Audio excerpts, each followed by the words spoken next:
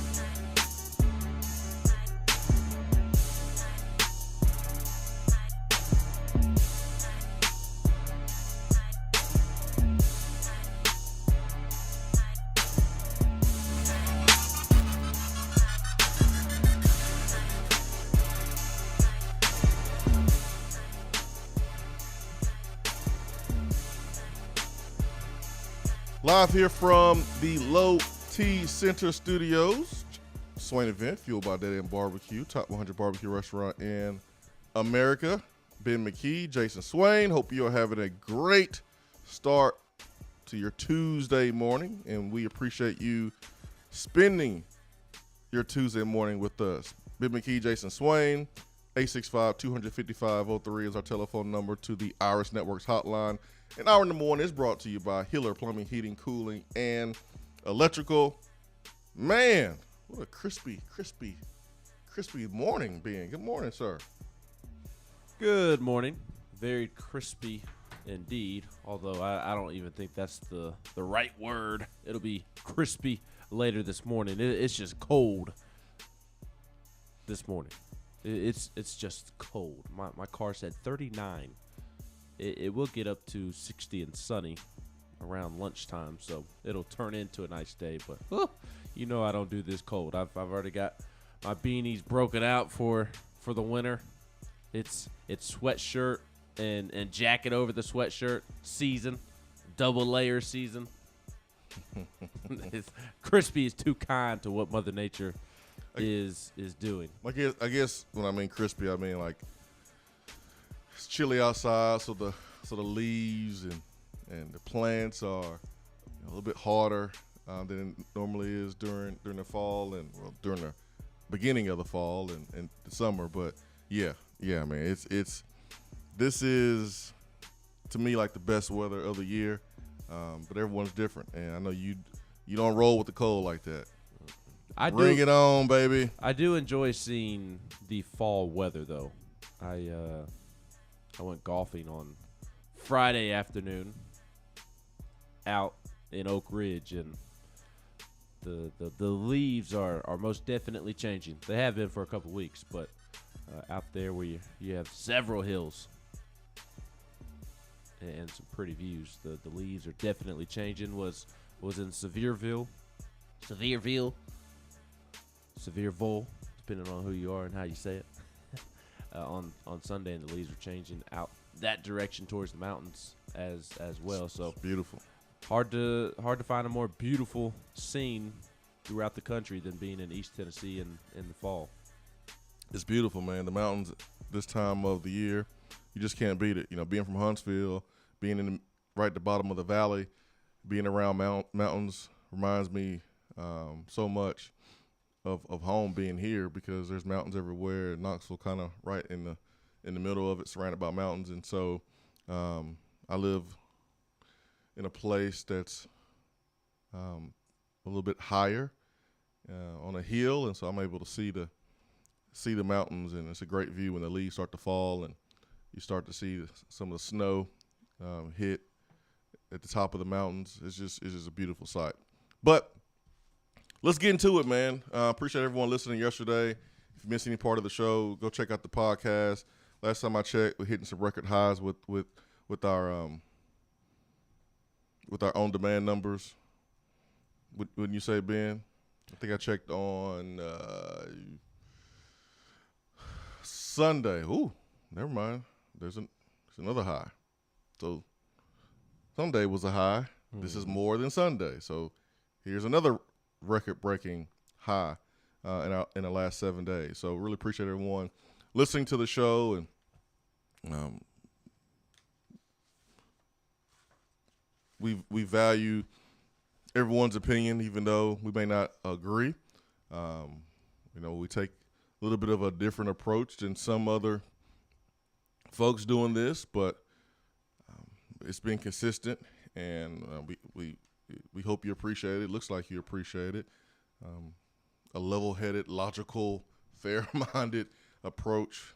There's still emotions, because at the end of the day, we want Tennessee to do well. But I felt like yesterday was a pretty good show, and I thank you, Ben, for holding down the fort during the remote.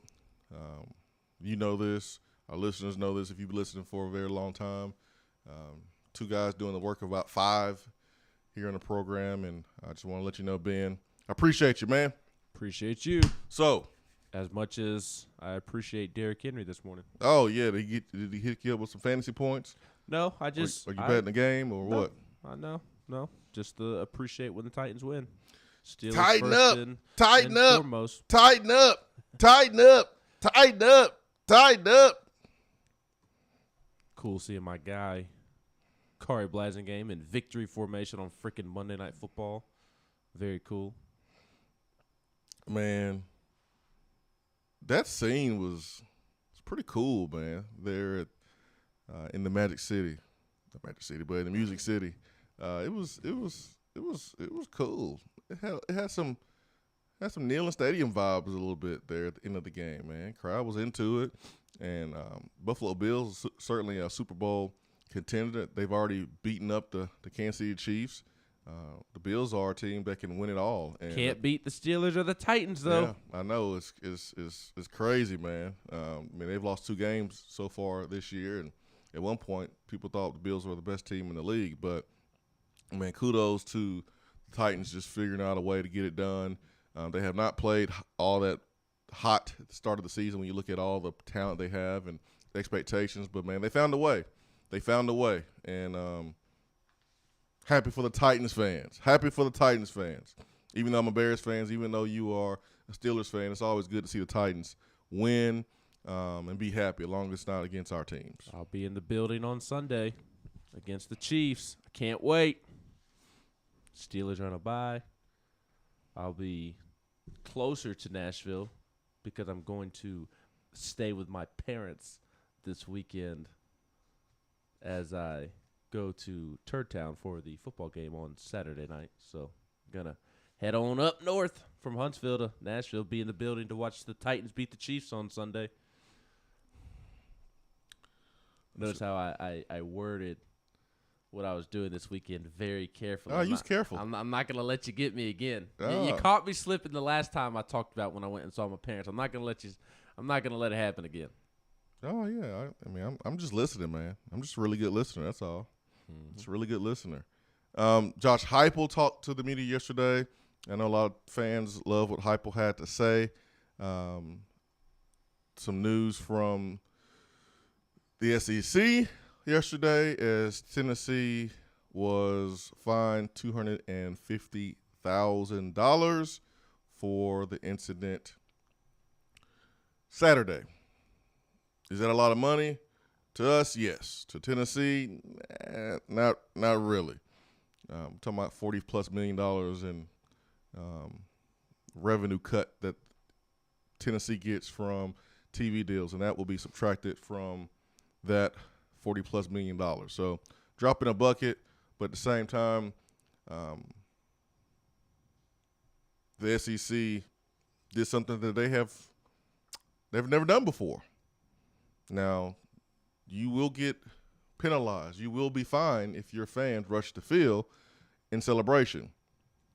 But this is the first time that the SEC decided to fine the school for throwing objects on the field or on the playing surface. A couple of years ago, the Ole Miss basketball game, Tennessee was at Ole Miss, and Tennessee won on a couple controversial calls. I remember. I felt like we got lucky.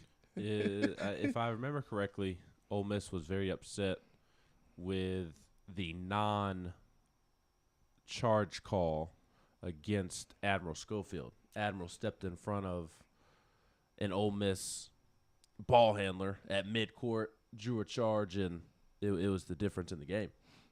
Yeah, I think that's what they were mad it at. was a charge. Yeah, it was definitely a foul call. Because Lamonte was in the mix at some point too. Yeah, it was definitely a foul call. They made the right call. I strongly remember that. It was some bad calls made in that game. Were upset. There were some bad calls made in that game, and it went in our favor. Kind of like when Tennessee played Alabama, Nate Oates' first year, and a couple of those calls went our way, and I was kind of like, oh. I thought they were great calls. Okay. I didn't agree with the calls, but I was happy with the calls because they went our way. But anyways, Ole Miss fans were not happy that day and threw things on the court, and nothing happened. And that's more dangerous. Well, yeah, I mean, there's no helmets. They're closer. Yeah. No shoulder pads. No helmets, no shoulder pads. No, you're absolutely right. And so there's no defense of what happened Saturday. Right is right, wrong is wrong. That's my stance. But the SEC is showing some inconsistency because 2 years ago, that happened at Ole Miss, and they were not fined or anything. Now, if you want to say, we made a mistake by not finding Ole Miss, and now we want to get a hold of this thing before it happens again. Because remember our conversation yesterday, and my point yesterday is that it's going to happen again somewhere else if you don't fix officiating, if you don't address officiating. It's going to happen again. And Tennessee right now is being made an example to deter anyone from doing this again because people have been arrested. The SEC has told Tennessee to go look at video and go check out who's doing it. It's ironic because they did not find on video how that scoop and score was not legal. But anyways. Or how to properly spot the football. Correct. But they want Tennessee to go do the same work that they were unable to do in the course of a football game. And this work is even more difficult. Yeah, so they want people arrested. And this is a hope for them that the severe punishments will deter future spectators from even thinking about throwing stuff on the field, throwing stuff on the court. with the punishment being so severe. So if speeding tickets were $1,000, no questions asked, we wouldn't speed as much, right? I was coming back from South Carolina on Saturday morning, and there was a little convoy. Hey, let's go. Let's ride. And I was willing to take that risk because, hey, man, we're talking like maybe $100-something, something like that. But if the speeding ticket was $1,000, oh, I'm driving like Mary Poppins. I'm driving like somebody's grandma. So the punishment is severe because they don't want this to happen again because they know their officiating is poor. How do I know that they know that their officiating is poor, Ben? Because I know you know that they know that their officiating is poor and that they blew that call. How do I know that they know? And how do you know that they know, Ben? Because the replay of the Ole Miss Tennessee game on SEC Network did not show the scoop and score. Cut it out for time constraints.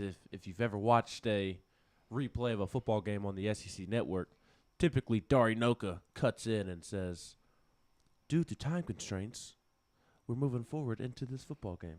That was a part of the game. A key part of the game. Why would you cut that part out?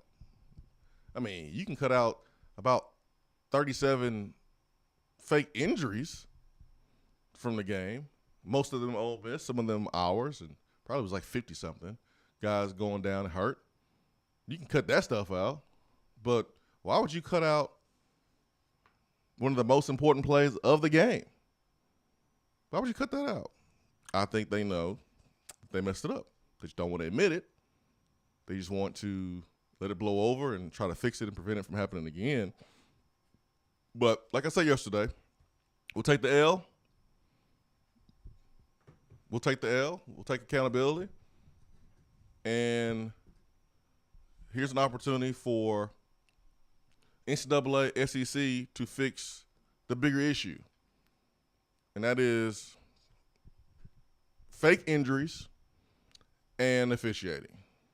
Truly a threat on the integrity of the football of the game of football. So truly a threat. I told you yesterday, Ben told everyone yesterday, I got up and walked out at 4 minutes left. Not because I thought we were going to lose.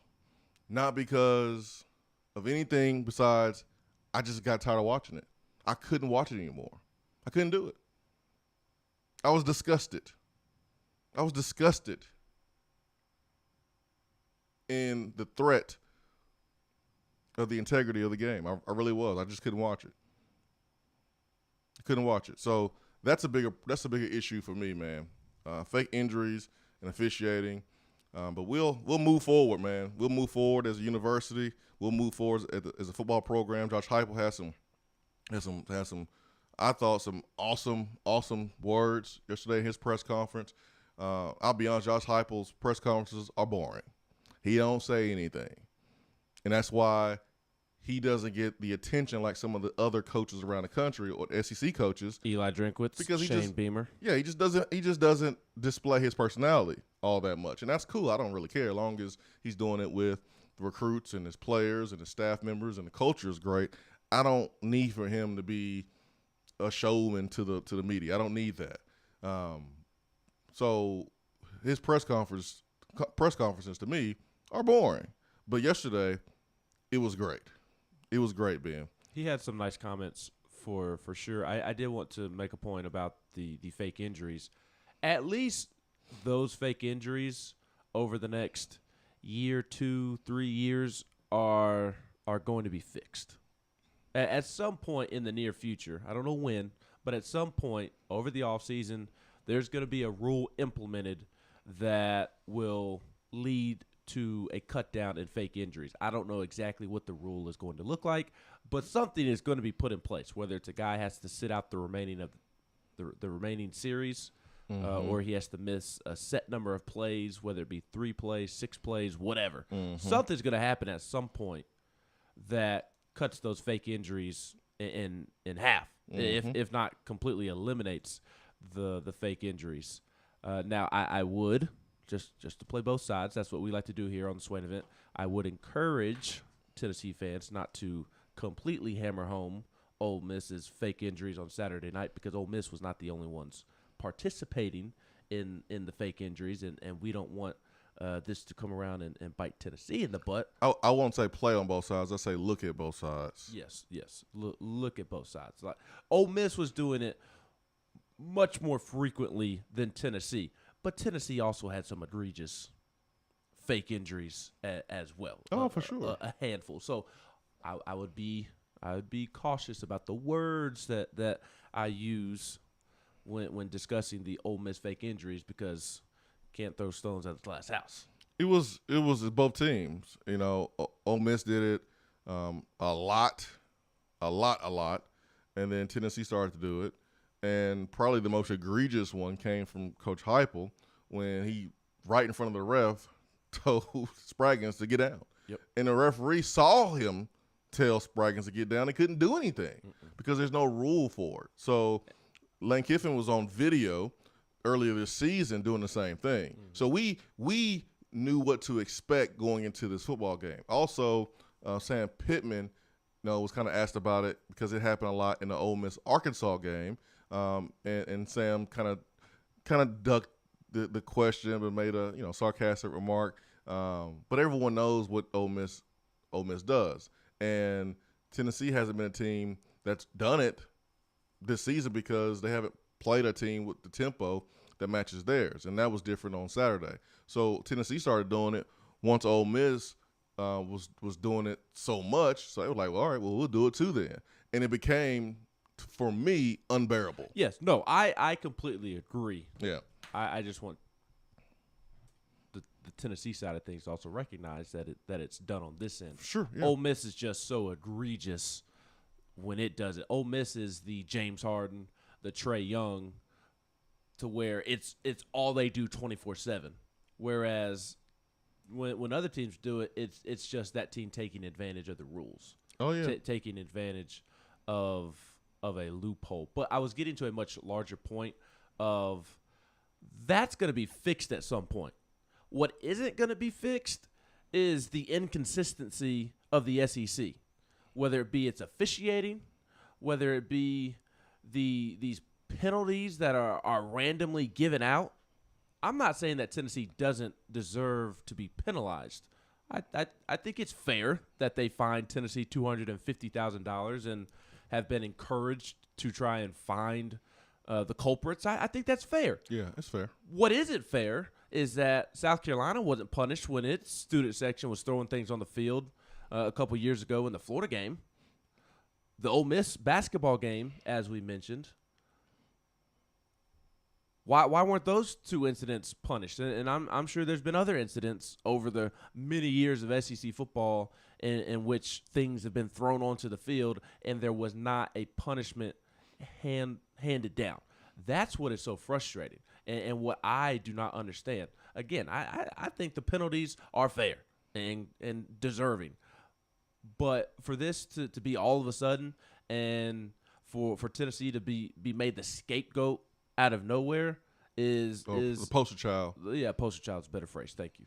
It is ridiculous in my opinion, and it's decisions like these inconsistent decisions that lead to the events of what took place on Saturday night. That's what's so frustrating. Yeah, it's kind of hard to fight against the narrative that Tennessee is being singled out when you didn't punish the other schools for doing it just a short time ago. Now, I made this point yesterday that Tennessee is a bigger brand than South Carolina and Ole Miss, and Tennessee is more polarizing. It's why national media love to talk about Tennessee, because they know that they'll get interactions. They know they'll get dialogue, good or bad. And that's a good thing. It's also a bad thing. And so I look at it a little bit like that. It's okay. Not a lot of eyeballs on the Tennessee Ole Miss basketball game. Not a lot of eyeballs on the South Carolina Florida game. But man, if you're the SEC, everybody was watching Saturday night. Everyone was watching, so you're probably more embarrassed. That's how I look at it. It's still inconsistent, still doesn't make sense, but, okay. Yeah. Tennessee gets the eyeballs because Tennessee is a bigger brand. It's like when I first started doing radio and I first started on Twitter, dude, I would be on Twitter arguing with folks and you know, saying stuff I probably wouldn't say now, but there's been growth. There's been growth. We don't have time to be just arguing with people on Twitter and stooping down to the level of some other people on social media because we're at a different level. And it's just the truth. And I look at Tennessee. Tennessee's just at a different level when you compare them to some of the other programs as far as prestige and you know, brand recognition. Now, football results, I'm not talking about that, but Tennessee gets eyeballs because Tennessee is the bigger brand. So, all right, we'll take the L. We'll take the L, and we'll be the poster child. But I hope that all the eyeballs that we have gotten from, you know, people on the field situation, that those same eyeballs are looking at why that situation got to where that it got to, and officiating is looked at, and the rule changes are looked at with fake injuries. Let's put the eyeballs where they need to go, and that's, in my opinion, all three equally. All I know is some of these SEC media members and national media members better keep this same energy when it inevitably happens again. Oh, yeah. And I'm not talking about at Tennessee. I'm just talking about by anybody in the country, not even just the SEC or Tennessee. When it inevitably happens again, they better keep this same energy. Yeah, because I saw a Kentucky beat writer blast Tennessee, tweet about how immature it is, or not immature. That's my word. I can't remember the exact phrasing that he used, but he pretty much called out Tennessee for not mentioning anything about the stoppage and the shenanigans on Saturday night on its website. Nothing in the press release, post-game recap, no comments on the front page. Why would Tennessee broadcast that on utsports.com? And you want to talk about not getting into it with people. It's taken a lot of willpower not to tweet just in general about the situation, but not to tweet at SEC media members that I feel like are taking it too far and being just way over the top about it. Like, why are you pointing that out? Did Kentucky basketball have anything on its front page of bigblue.com or whatever their stupid website is named? Did they have anything plastered on their front page when you had a fan in their arena calling people the N-word? Did they broadcast that on their page? Well, they addressed it and tried to move on as quickly and swiftly as possible. And yesterday, when the fine is handed down, the punishment is handed down. I mean, my timeline, because I follow so many SEC media members to keep up with all the teams in the league, I mean, everybody was sharing it. And like that's no coincidence. They're not doing it just to share. They're doing it because they can't stand Tennessee because they've had so many run-ins with Tennessee Twitter, with Vol Twitter. Yeah. Like it's done purposefully. And all I know is that some of these media members better keep this same energy moving forward, because I've got receipts and I'm sending them to DR Vol so he can do my dirty work for me. I know, right? All right. Text box right quick, and then we'll get to the phone. Rocky Top Tommy says the Spraggins one wasn't that bad. No advantage to faking an injury on offense, right? Dude, the Spraggins one was one of the worst. It was one of the worst. Because the head coach, right in front of the ref, told Spraggins to get down. It was one of the worst. Let's be consistent here. Come on, let's not be hypocrites. It was the worst. It was one of the worst. I don't care about the reason about it. Oh, his helmet. I don't care. Faking an injury is faking an injury. I can love Josh Heupel's comments from yesterday. I can love what he's done as a head coach so far at Tennessee. I can love the culture that he's creating and also point out that was bad too. In front of the ref, he told him to get down. And I know, I was right there. I saw like Spraggins trying to do something with his helmet. Sometimes that happens. You're trying to buckle your chin strap, it ain't working, or some type of malfunction. It happens. But it's not in the spirit of the rule book. Let's go to the phones. We've got Will. Will, good morning. Right, Swain. What's up, Will? Hey, guys, I just 2 quick points. Excuse me, I'm still a little hoarse from the game Saturday night. I feel like I did my part and a little more. So You did? 2 points I want to make. First of all, guys, everybody needs to get behind Josh Heupel. Yes, Man, sir. this guy's getting it done.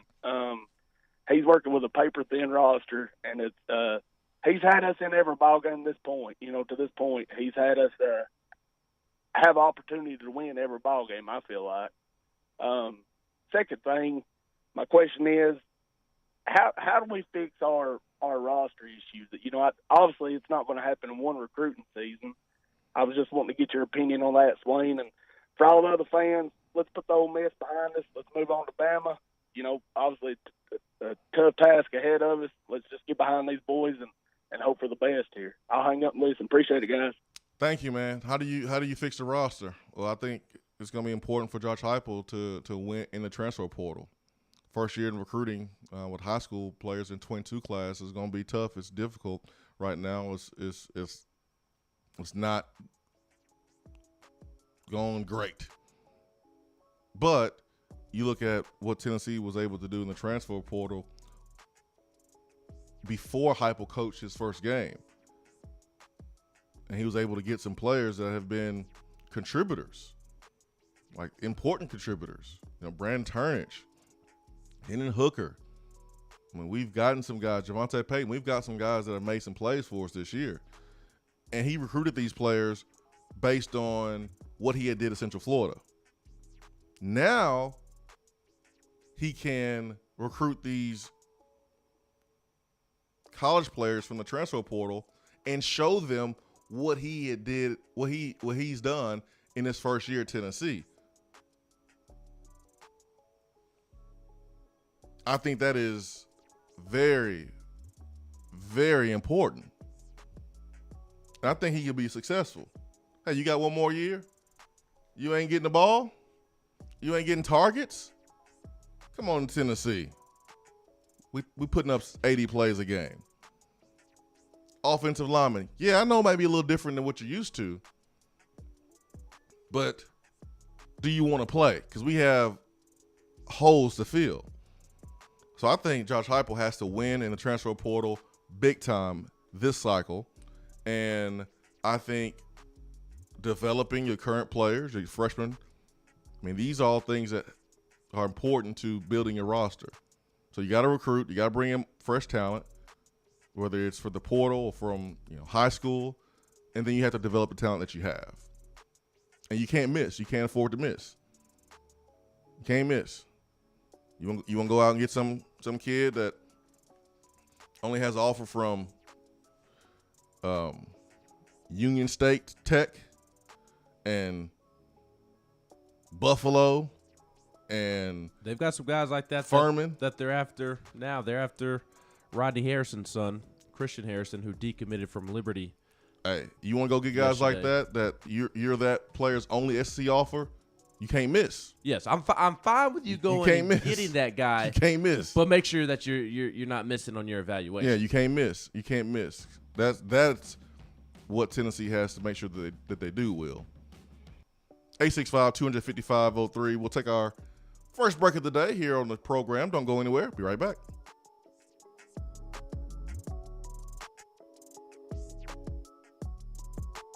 If you want to get in on the conversation, call the Iris Networks hotline at 865-200-5503. Grow your business with Iris Networks high-speed fiber internet. IrisNetworksUSA.com. Hi there, Swain Event family. Are you in the market to purchase a home and a bit freaked out with the market right now? As someone who's been in your spot before, I'm familiar with what's going through your brain. And as a realtor, I've mastered the ins and outs of the buying process.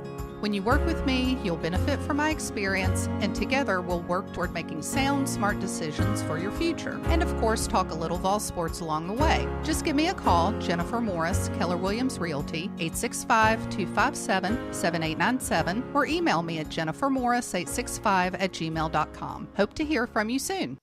When you start your own business, you know that branding can make or break a new venture. That's why Swain Event relies on 42nd Street.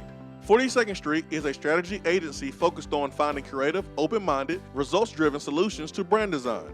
After over a decade of operations in East Tennessee, the brand architects at 42nd Street have the experience and creative know-how to ensure the success of your business branding, logo, web presence, and more. To see a real-life example of their amazing work, you can check out our website at swainevent.com. Don't trust the branding of your business to just anyone. Check out my friends at 42nd Street online at 42st.com or give them a call at 865-382-7007. 42nd Street, brand, strategy, design. JC's Tree and Landscaping Service specializes in quality tree work done at an affordable price. Trimming and removing trees are their specialty. They also offer other services like land clearing, stump grinding, crane services, and all of your basic landscaping needs for both commercial and residential. JC's will give you a free estimate and beat any written quote by a competitor to guarantee that you get the lowest price around. Don't risk your land with a fly-by-night service. JC's Tree and Landscaping is licensed and insured. Give them a call at 865-599-3799. Top 100 barbecue restaurant Dead End Barbecue is a no-brainer when you are craving the smoky flavor of quality Q. Dead End makes it easy to enjoy their fantastic menu with online ordering from Chow Now for pickup. Or if you don't feel like leaving the house, then have Dead End Barbecue delivered right to your door by Loco Knoxville or Bite Squad. Cheer on your favorite team with the best barbecue around. Check them out online at deadendbbq.com. Dead End Barbecue. The search is over. For a replay of each day's Swain Event TV, like us on Facebook.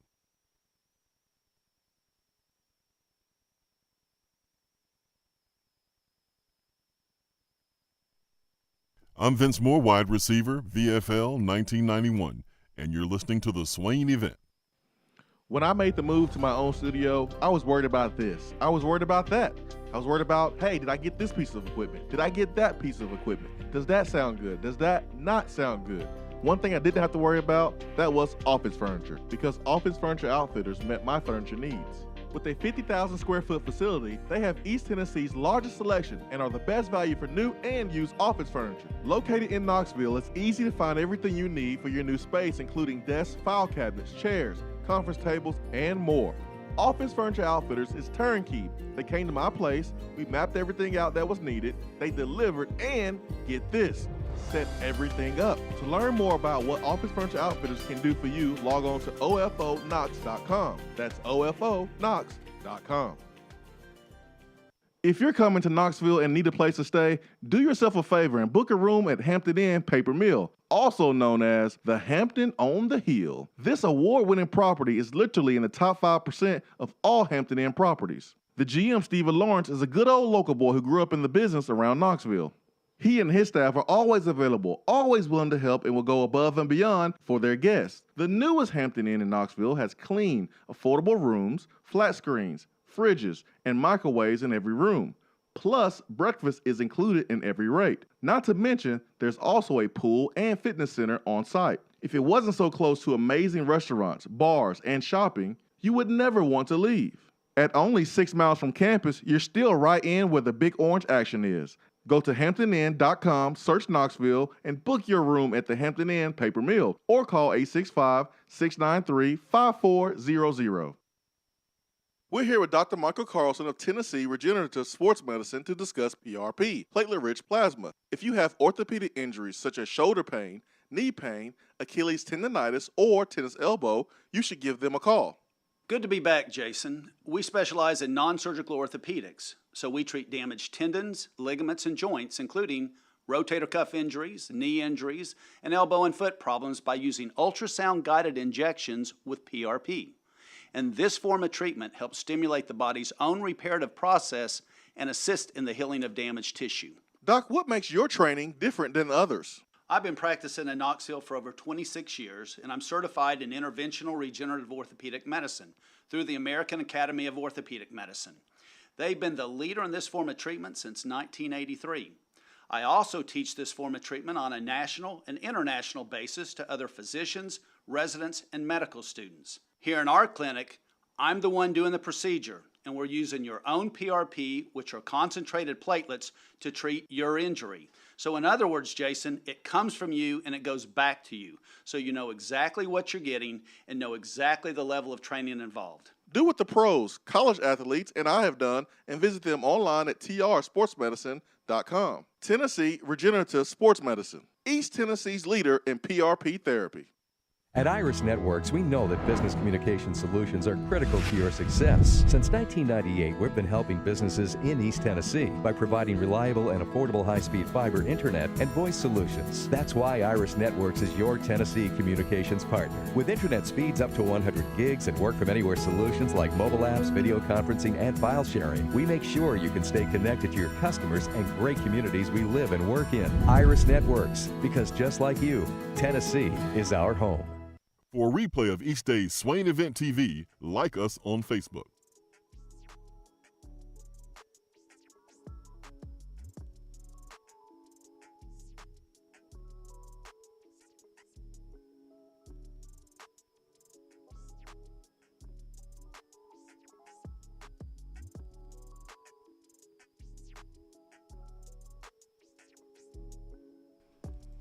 Let's get to Coy and Macon here in the Swain Event, fueled by Dead End Barbecue. Hour number 1 is brought to you by Hiller Plumbing, Heating, Cooling, and Electrical. Coy, good morning. Hey, good morning, guys. Y'all doing all right today? Man, we are great, man. How are you? Awesome. I'm doing good, man. Doing good. Finally starting to get some energy back after the weekend, man. It was what a game to come back to at Neyland, man. That was wild, and I stayed to the very end. My wife, man, she's 6 months pregnant. She hung in there. She said she could care less about sports, but she was a real trooper and hung around for me. She was miserable the entire time, but man, she hung in there. But I really appreciated that. I want to tell you how awesome it was to get to meet you, man. I had a few things on my list that I really wanted to make happen, and getting to meet you and Ben. I know Ben. I wasn't able to meet up with Ben, but it was awesome getting to meet you. I appreciate the picture, man, and it'll go on my Tennessee wall, man. So I'm excited about that. Heck yeah, man. Meeting you and Spencer Barnett, seeing him and seeing Turkey Man and him being able to go to the games, those are my favorite parts of the day. So I didn't even know your wife was pregnant, man. How about that? You gotta tell her I said that, man. She'll be feeling good about that, man. So yeah, man. She's 6 months. And tell her I couldn't even tell. But it's good to meet you, my friend. Yeah, absolutely. And I got to meet Spencer. I got a picture with Spencer Barnett. I got a picture with Danny White. Man, Danny White is a cool dude, man. He was awesome. So I got pictures with you and those guys, and just really, really good weekend, man. I had meetings all day at work yesterday, and I kind of went to sleep when I got home from work, and so I didn't get to listen to a lot of the show. I know this is a repeat yesterday, but I just wanted to ask you, in your opinion, were we short on the first down at the end of the game? It looked to be short. Yeah, I thought it was short. It looked to be short. You couldn't tell, being inside the stadium, but when I went back and watched highlights, and I thought it was short too. But man, the thing that aggravates me the most, I know Ben in the last segment was talking about, the SEC media writers and just bashing Tennessee. I really believe, and I may be way off base here, but I see that a lot. I saw it a lot from Kentucky. I didn't see it from the Georgia and Alabama writers. I mean, I think they may be a little worried that Tennessee's got something going, and that they're not going. We're not going to be in the dumpster of the SEC much longer, man. I mean, we're not there now, but there's something different about what's going on at Tennessee right now than in years past. And it may be a little early to say that, but just the way the players play. And, man, any time in the past when we get down like that, we would give up, man. And there's no quit in this team. And it's exciting to watch, man. I mean, it gets me fired up. I didn't even leave the stadium mad. It's just so awesome to watch. Yeah, it was an awesome scene, Coy. It really was. Unfortunately, we lost the game, but I've seen so many people just talk about the atmosphere, how it was the best, pregame entrance that they've ever seen. And I said this yesterday. I'll say it again today. Kudos to the administration. Kudos to the event team. There's a lot of people. There's a lot of moving parts to make sure that Saturday went off without a hitch, and it was great. So I can't wait to see it again. It never gets old. I mean, running through the tee, seeing the team run through the tee at 12 o'clock noon games, I get chills every single time. Every single time. It doesn't matter who we're playing. Against Tennessee Tech. Yeah, it doesn't matter who we get playing. I get chills just seeing the team run through the tee. But a night game with the lights and the fireworks and all that, that just adds another level to it, for sure. I think you're onto something, Coy, as it relates to the other writers around the league. I don't think the Kentucky homers are worried about Tennessee. I think they're coming more from a place of arrogance, and that they feel that Kentucky is going to beat down Tennessee, and a lot of it, in my opinion, is that these SEC writers and national folks, they have so many run-ins with Vol Twitter that don't go in their favor, that anytime something negative happens to Tennessee, they're going to purposefully pile on, whether it be by mentioning it, joking about it, going way over the top about it. This is their way of getting back at Vol Twitter. That's my personal opinion. Yep. So that's why I think you see so many people commenting on what has taken place and just going over the top and criticizing Tennessee for things that, like, I don't feel like they deserve to be criticized for, such as the story I told about the one guy tweeting about Tennessee not posting anything about the shenanigans on the front page of UT Sports, no mention of it at all. Duh, that's good PR. Why would you post it on the front page of UT Sports? Why would you talk about it on the front page of utsports.com, where you send recruits to go request tickets for games that they're coming to visit on? That's not smart. Did Kentucky post anything on its basketball page when you had a fan in the crowd throwing the N-word out there? Yeah, exactly. So I think that's where it comes from. And the Kentucky specifically, I think it's a place of arrogance because they think they're going to beat down Tennessee.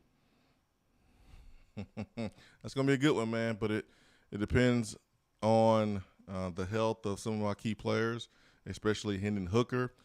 Josh Heupel talked about Hendon's status and said that Hendon, Tyon, Cade are probably day-to-day at this point. We'll see as the week unfolds where we end up with Hendon. So it looked bad on Saturday. The fear was that he was going to be out for the year, but looks like that's not going to be the case. Now, you are playing Alabama. How much, where will he be on Saturday? What percentage will he be on Saturday? And do you feel like it's worth putting him out there if he's not able to be himself? And if you are Josh Heupel, you have a situation. Oh, boy, do you. You have a situation. And before you dive into that situation, I want to throw in that Hendon Hooker, no structural damage.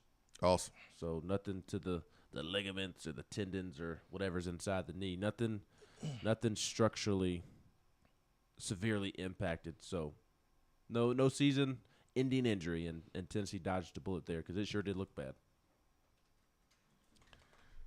You got a situation if you are Josh Heupel.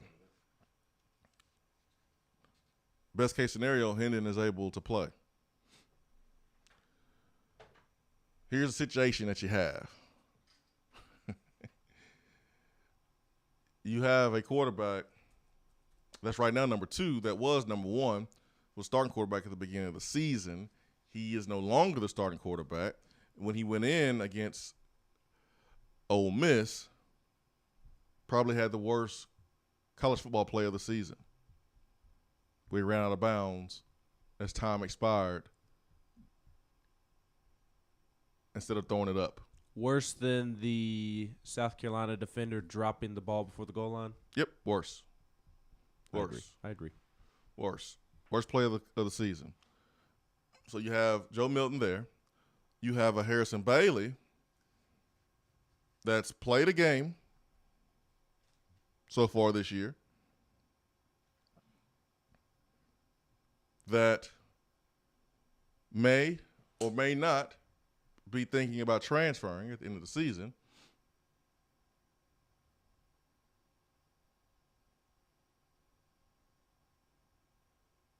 He's only played one game. If he plays in 4 more games, he'll lose his red shirt. He'll lose his red shirt, whether it's here or anywhere else. Do you want to throw out Harrison Bailey this week to allow Hendon to heal up, because you look at the Kentucky game as maybe a more winnable game? You want to make sure that you have him for the last stretch of the season rather than putting him out there at 75% or 50%, whatever. Joe Milton, how is he looked upon by his teammates? What's the status of the locker room there? Because I know some players were not happy. How do they feel about Joe Milton as their quarterback, as their leader? Are they confident that he can put them in the best position to win? These are questions that I don't have the answer to. I'm not in the locker room. But if you're Harrison Bailey and you're thinking about transferring, mentally, do you want to play? Are you ready to play? And if you're not thinking about transferring, then hey, let's roll. Let's roll if your number is called. But at the end of that game, I think has made things difficult for Josh Heupel on who plays quarterback if Hendon Hooker can't go. Because I remember a couple of years ago, after JG had the fumble at Alabama, we came back. It's like, and we was like, man, you can't play JG at this point. You can't do it. You just at a certain point, you can't just roll with a guy that displays that type of absent-mindedness. Like you just can't. You can't roll with them. And Harrison is a third quarterback. Harrison is not physically better than Joe Milton and Hendon Hooker. But after that play on Saturday from Joe Milton, mentally, Harrison has to be better, right? Has to be. I have a hard time believing that Harrison would have done the same thing in the same situation. Not saying that he would have scored a touchdown, because on the play prior, Joe Milton delivered an absolute beauty of a ball to Cedric Tillman. But I have a hard time believing that Harrison would have run out of bounds in the manner that he did, because that's high school and JV type stuff. Like, high school quarterbacks know not to do what Joe did in that situation. Yeah, for sure. So that's just something that we'll mention, we'll throw out, that Heupel, I think, has to think about. Quarterbacks transfer. Quarterbacks hit the transfer portal all the time. We've seen starting quarterbacks just this year hit the transfer portal after being replaced. So it's a thing. It happens, and only one guy can play. I don't know how many quarterbacks are excited about being number 3. Harrison's number 3 right now. There's going to be another quarterback comes in. Who knows what happens with Joe Milton if he decides to leave, and if Tennessee goes out and tries to get another transfer quarterback. I mean, so just kind of keep an eye on that. And Joe Milton's play at the end of the game may have some implications on decisions being made at that position based on how the locker room feels about number 7. And I can tell you that Josh Heupel is not wired to do the whole, well, we don't have that great of a chance to beat Alabama, and let's rest everybody so we can try to beat Kentucky after the bye week. Josh Heupel's not wired that way. I'll tell you that right now. So he's going to try to put his best foot forward on Saturday to try and scheme up some things and try to go into Tuscaloosa and beat Alabama. So that being the case, Josh Heupel needs to ask himself, A, if I play Hendon Hooker, how big of a risk is it that he injures himself further and can no longer continue for the remainder of the season? And B, if he can play at whatever percent that won't get him re-injured, what percentage does Hendon need to get to in which I feel better about him not re-injuring himself further, but also where he's better than Joe and Harrison?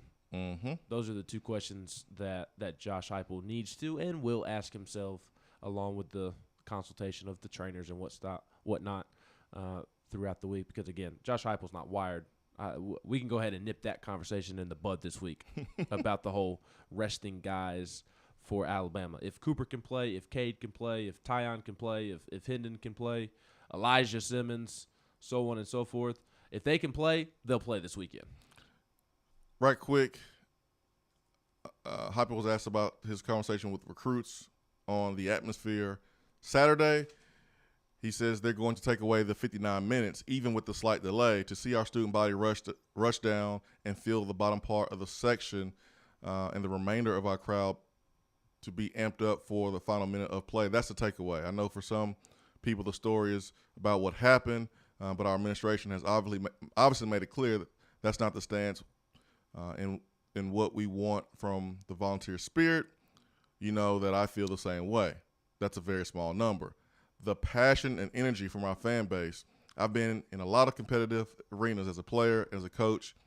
There was nothing better that I've ever been in than what happened.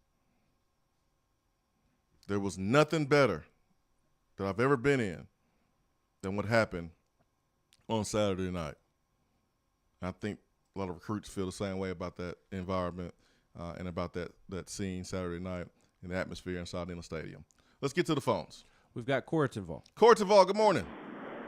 Top of the morning to you guys. What's up? What's up?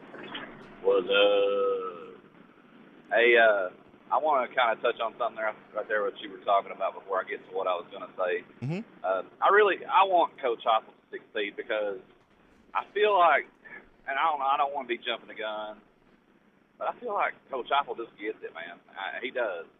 He's enjoying himself here. He's embracing it with arms wide open, and he's not even like playing to our emotions. He's right there with us because if I'm not mistaken, and you correct me if I'm wrong, and I have been before and I will be again, but like I heard thought I heard a little bit of emotion in his voice when he said that. Like, I mean, I'll tell you this much. I went back last night and I rewatched some videos of the pregame because I didn't get to be there, unfortunately. I really wanted to be. I didn't get to be there. But getting to see the pregame and how just wow and it brought a tear to my eye. I'm not going to lie to you. I'm not ashamed to tell you that because I love this school and this team and this university this much that it just hypes me up that much, that it gets me a little emotional like that. Now, I'm proud of that. But it's just, I really would love to see him succeed because I think he's a genuine dude who really knows how to call some offense. And, I mean, this guy was just dealt a bad hand. You know, that's all it is. He's dealt a bad hand, paper-thin roster. It's going to take some time, and we'll see. I'm not saying he's going to succeed, but he's got the capability. So I'm going to leave that alone for now. What I really wanted to call and tell you guys was, unfortunately, I was born in Southeast Kentucky. I will wear that to the day I die, unfortunately. But for all my Kentucky fans and my family, because there are quite a few on the other side of the family, I don't talk to that side because I don't like Kentucky. I groove in with everybody else. But for all the Kentucky fans and the Kentucky riders, blank them. Just blank them. Hey, guys. I'm with you on that. I'm with you on that one. I like it. 865-255-03. Who we got next? Tim. Tim, good morning. What's going on, Swain? What's up, Tim? I just got a couple questions for you, man, and I'll hang up and you can answer me on air, you know. Mm-hmm. Question is, if Hooker's not available Friday or Saturday, do we go with Joe Milton or do we start Harrison Bailey? Man, I don't know. That's that question, but, you know. And then my other question was, I remember in either 17 or 18, the student section's throwing pom-poms, water bottles, and fans, like, you know, like the little cool-down fans they give you. And I believe we got fined that year, too. So I was just calling to ask if you remember that. And then I'll hang up and I'll listen. Hey, Appreciate it, buddy. Thank you, Tim, man. Good to hear from you, man. Hope you are well, my friend. Man, it's so good to hear your voice, Tim. I don't know. I don't know who you start. I don't. I mean, I'm just, you know, I just laid out a scenario. I think it's based on the locker room. I'm not in the locker room. I mean, I would be looking at Joe Milton sideways this week if I was a player on the team. I mean, I would be. That's just me, though. What does the locker room say? So I don't know that. I don't know that answer, Tim. I don't know what you do if Henry Hooker don't go or can't go. 865-255-03. We'll take our top of the hour break. Be right back after this.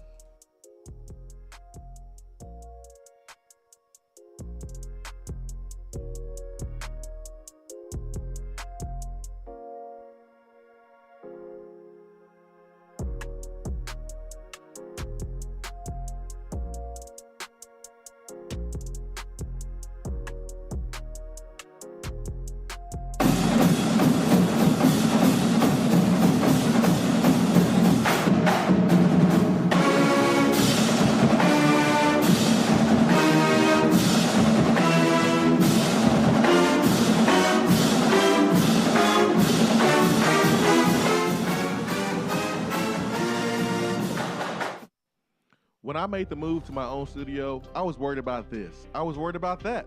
I was worried about, hey, did I get this piece of equipment? Did I get that piece of equipment? Does that sound good? Does that not sound good? One thing I didn't have to worry about, that was office furniture, because Office Furniture Outfitters met my furniture needs. With a 50,000 square foot facility, they have East Tennessee's largest selection and are the best value for new and used office furniture. Located in Knoxville, it's easy to find everything you need for your new space, including desks, file cabinets, chairs, conference tables, and more. Office Furniture Outfitters is turnkey. They came to my place, we mapped everything out that was needed, they delivered, and get this, set everything up. To learn more about what Office Furniture Outfitters can do for you, log on to OFOKnox.com. That's OFOKnox.com.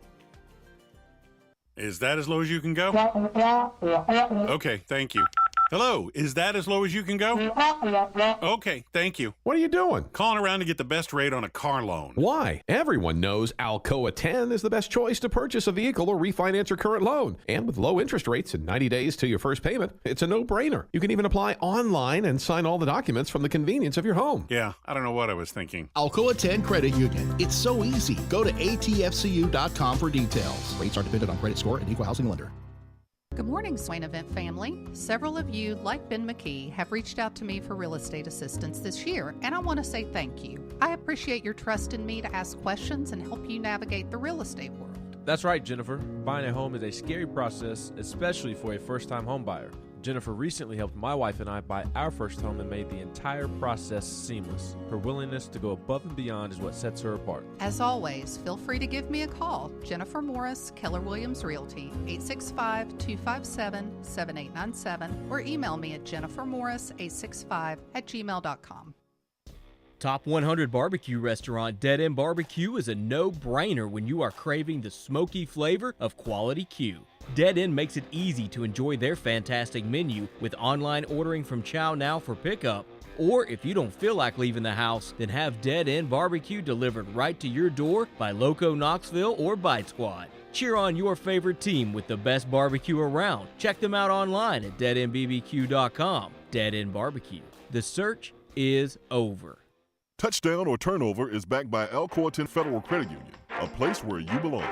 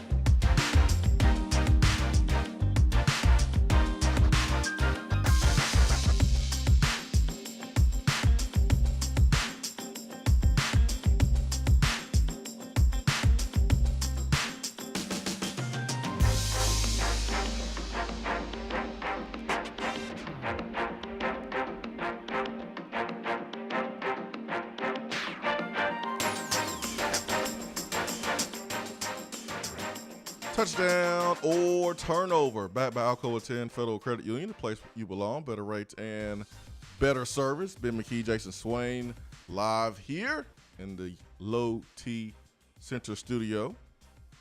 Swain Event is fueled by Dead End Barbecue, top 100 barbecue restaurant in America.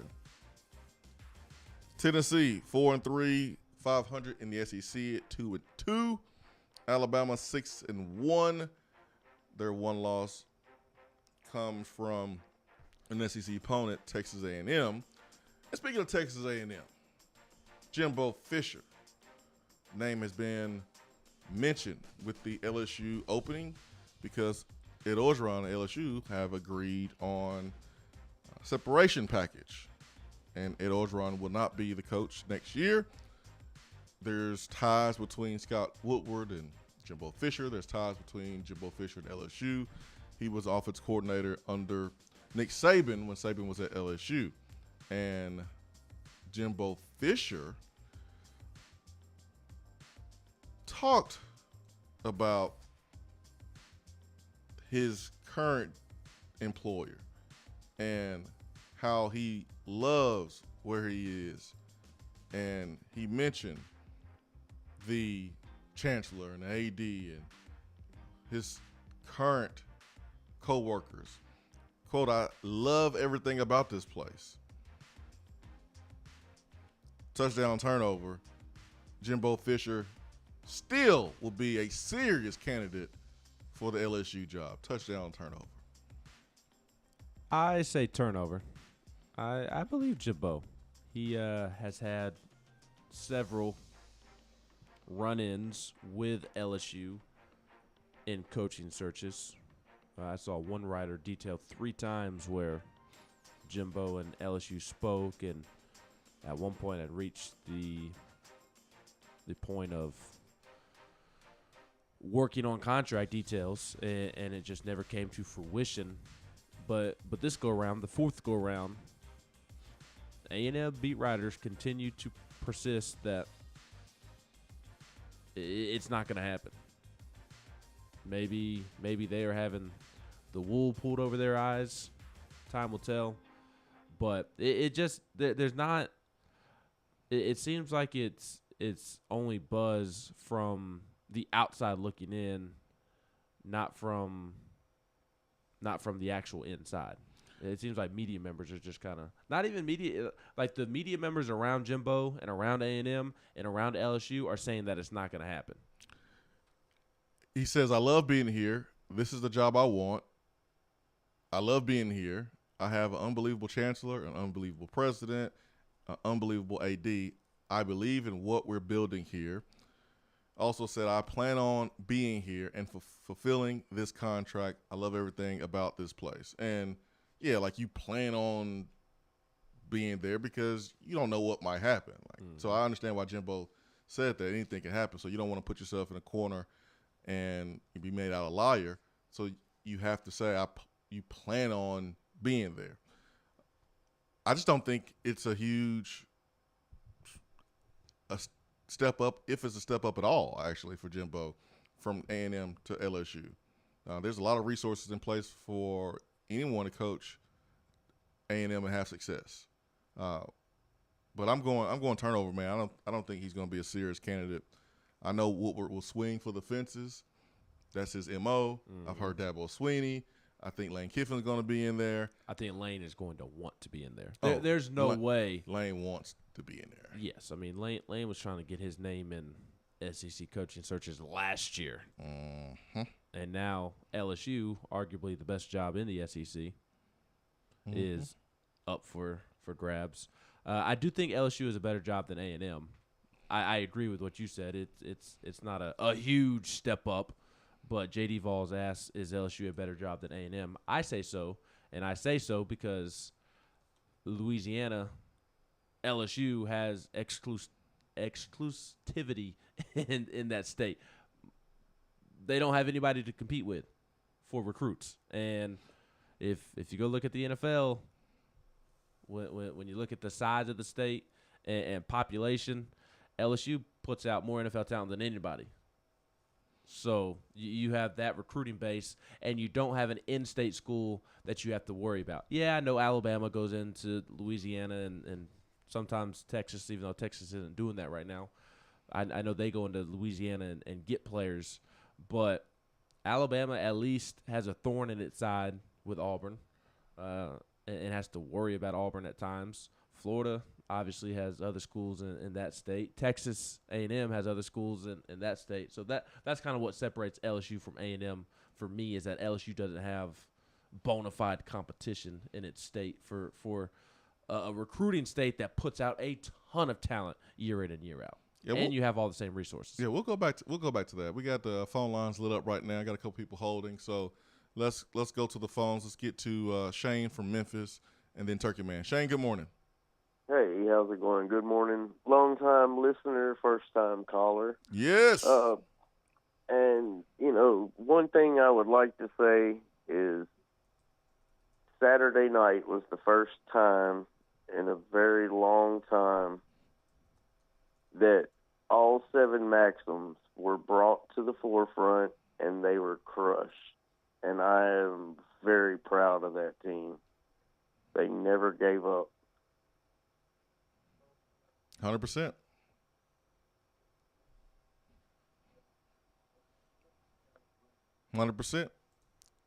Shane, you still there?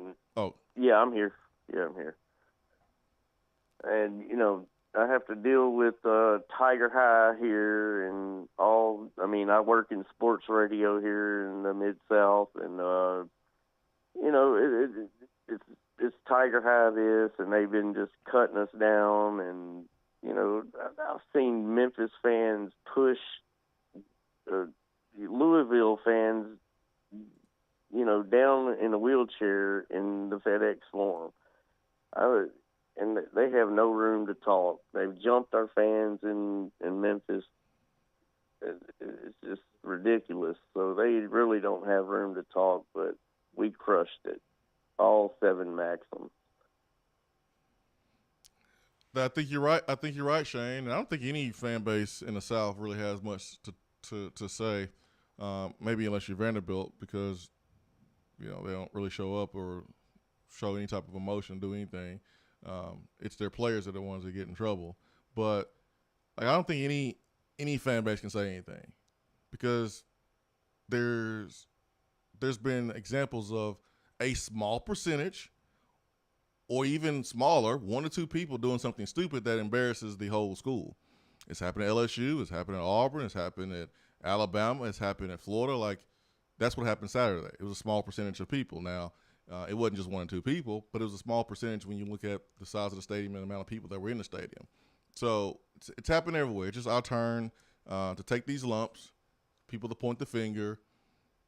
It'll pass. But every fan base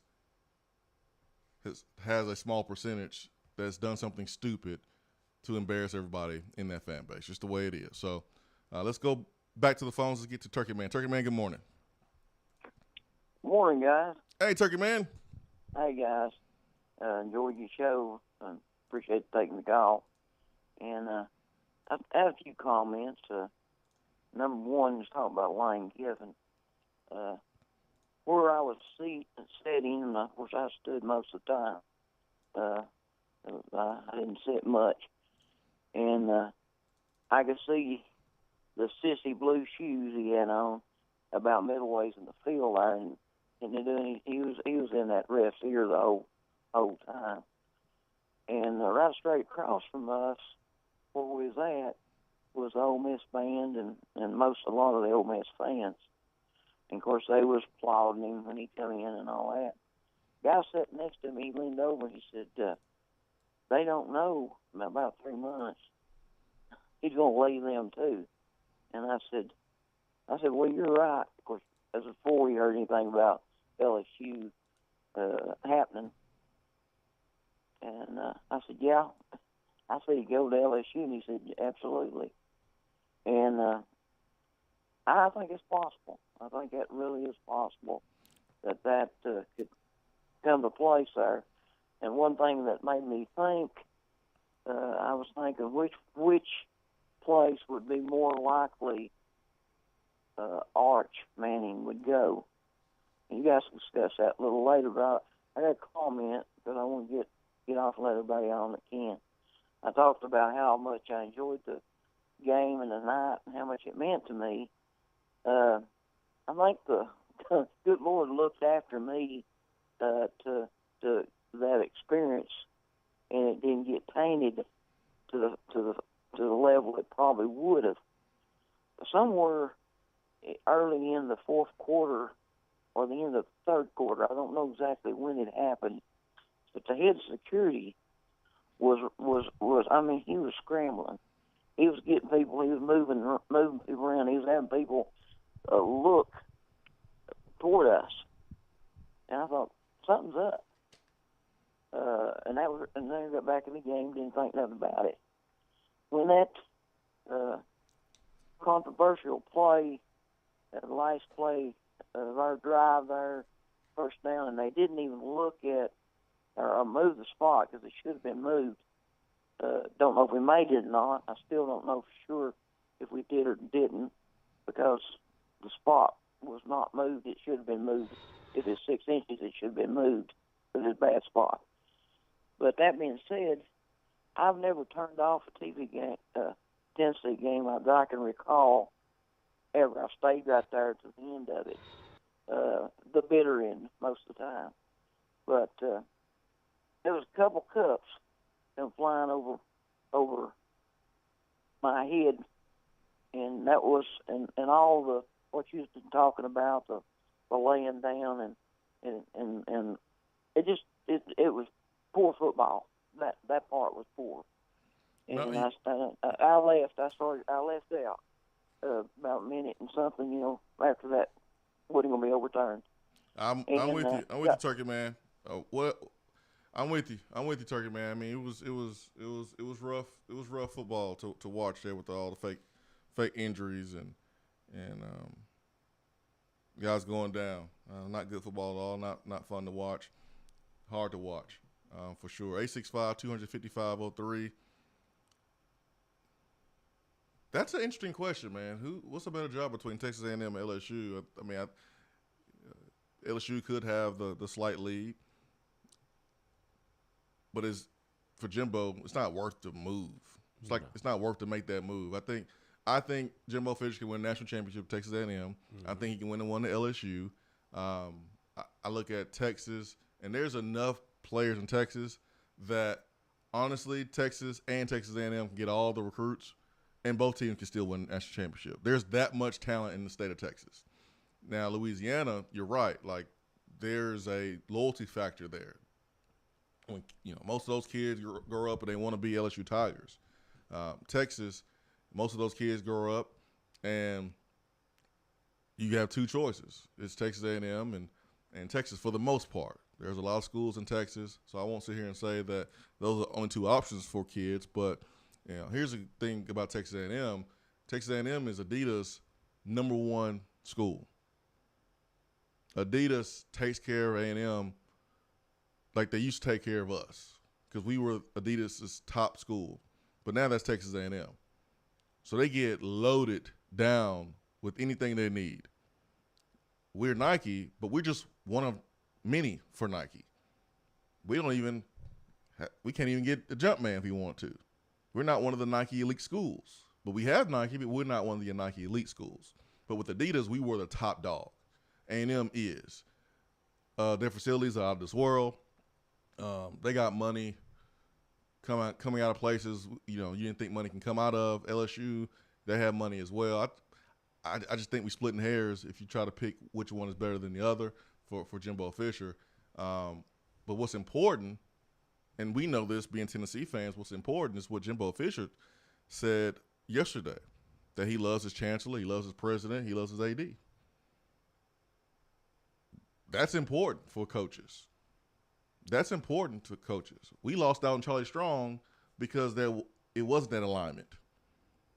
You didn't have that alignment with the president, chancellor, and AD, and it scared some coaches away, especially Charlie Strong.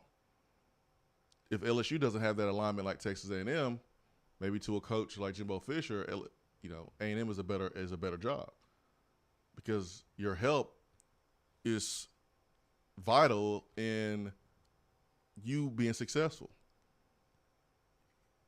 If your president is not on the same page, you try and get kids in school from high school that may be on the line of having the grades, that president can hurt you. That kid either has to go to JUCO or that kid goes somewhere else. Remember Orlando Brown? Mm-hmm. Yeah, he had some weight issues that Tennessee was concerned about, but from a school standpoint, he had some trouble there too. Oklahoma was like, come on down. Oh, he wound up being a All-American in Oklahoma and still playing in the league. One of the best tackles in the league. So you have to have that alignment from the president, chancellor, AD to help your football coach be successful as possible. So it'd be interesting to see kind of what happens with LSU. There's going to be a huge domino effect in college football. So what is James Franklin going to do? USC has been mentioned with him. LSU is open. James Franklin was talking in some dark rooms this past offseason with schools. It feels like at some point James Franklin is going to bolt from Penn State. Yep. And again, you are splitting hairs. You really are. In the LSU A&M conversation. I hope people recognize that when we share our opinion on who is the better job, because you have to split hairs, because both are great jobs, quite frankly. I just personally think the LSU job is better. Yeah. Because it is by itself in that state, and I think that does go a long way. The coach that is much more likely to not be the head coach of his school after this season, more so than Jimbo Fisher, to me, is Dan Mullen. Ooh. I just, and we talked about it over this past offseason. Ooh. We had on some I think I asked Chris Lowe about it over the offseason when we had him on. I don't see that continuing to work. I mean, he's not recruiting near at the level that you should be recruiting at. Wants to be in the NFL. At Florida. Wants to be in the NFL. Him and Steve Strickland down there at Florida don't necessarily see eye to eye on everything, which is weird given that they work together at Mississippi State. And he's 2-6 in his last 8 games against Power 5 teams. And yeah, two of those games are against Alabama. Another one against Georgia. But Florida should be in a position to where it's more than capable of beating Alabama, of beating Georgia. And it just doesn't feel that way. Emory Jones has been a disaster for Dan Mullen. I know he played the game of his life against us a couple weeks ago. Bama. And he played really well against Bama. But outside of those 2 games, those 2 weeks, he former high-level 4-star, maybe he was a 5-star, but decommitted from Ohio State and picked Florida. He has not worked out. And you've had drama on and off the field with Florida players, Florida coaches, and he's made weird comments to the media. I don't think Dan Mullen's going to be the head coach at Florida next year. I think there's a much greater chance of Jimbo being the coach at A&M next year than Dan Mullen being the coach at Florida. It's going to be crazy, man. It's going to be crazy this offseason. And the SEC may get harder. They may. We'll see. But there's going to be some coaching moves for sure, I think, made in the offseason. And it could include Florida as well as LSU. I know this is going to sound crazy, but if you are Tennessee, you want Dan Mullen to win out this year. Oh, you want him to stay? Yes. So, low-key root for Florida. I know that sounds disturbing, but you want Dan Mullen to stay at Florida because he'll put together good football teams at Florida, 9-10 win teams, but he'll never win a championship or have Florida at the level that Urban or Spurrier had it at. So you want that to continue to happen. And J.D. Vol says, "Dang, Ben, hate to see Kiffin at Florida." Lane Kiffin's not getting the Florida or LSU job. I don't think ADs trust him. Yes, for that exact reason. I would be very, very surprised if Lane got the LSU job, the Florida job. For what Swain just said, I don't see a school trusting him because he is still immature, both publicly and behind the scenes. And if you're LSU, I meant to make this point earlier when we were discussing it a little bit. You just dealt with all the Coach O BS. Why would you move on to the Lane Kiffin BS? And they boys. Yes, last time I checked. Correct. So I don't think Tennessee has to worry about Lane going to Florida. I just don't see those two schools going after him. But you definitely don't want Florida to come open because I think if you're a Tennessee fan, I know it doesn't feel like it because they're still beating Tennessee, but you want Dan Mullen to stay there because he is underperforming. Billy Napier, this is a year that moves him. You think LSU? This is the year. To what school? Because I think LSU, Florida are the schools that will move Billy Napier. Like he is a rock star. Yes, I agree. But is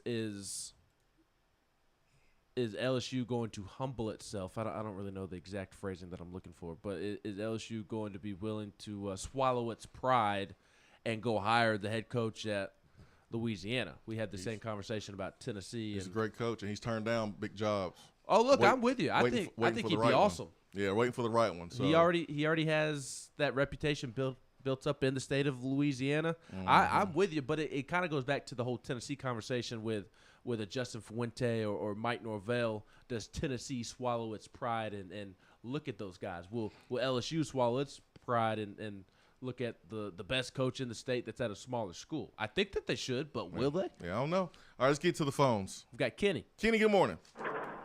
Hey, what's going on, man? What's up, Kenny? Hey, what's up, bro? Listen, hey, like I said, my boy Swain knows you, man. Look, I would never call out a young man at all. So I'm just gonna say this, and I'm hoping, like, you know, some of the players hear what I had to say.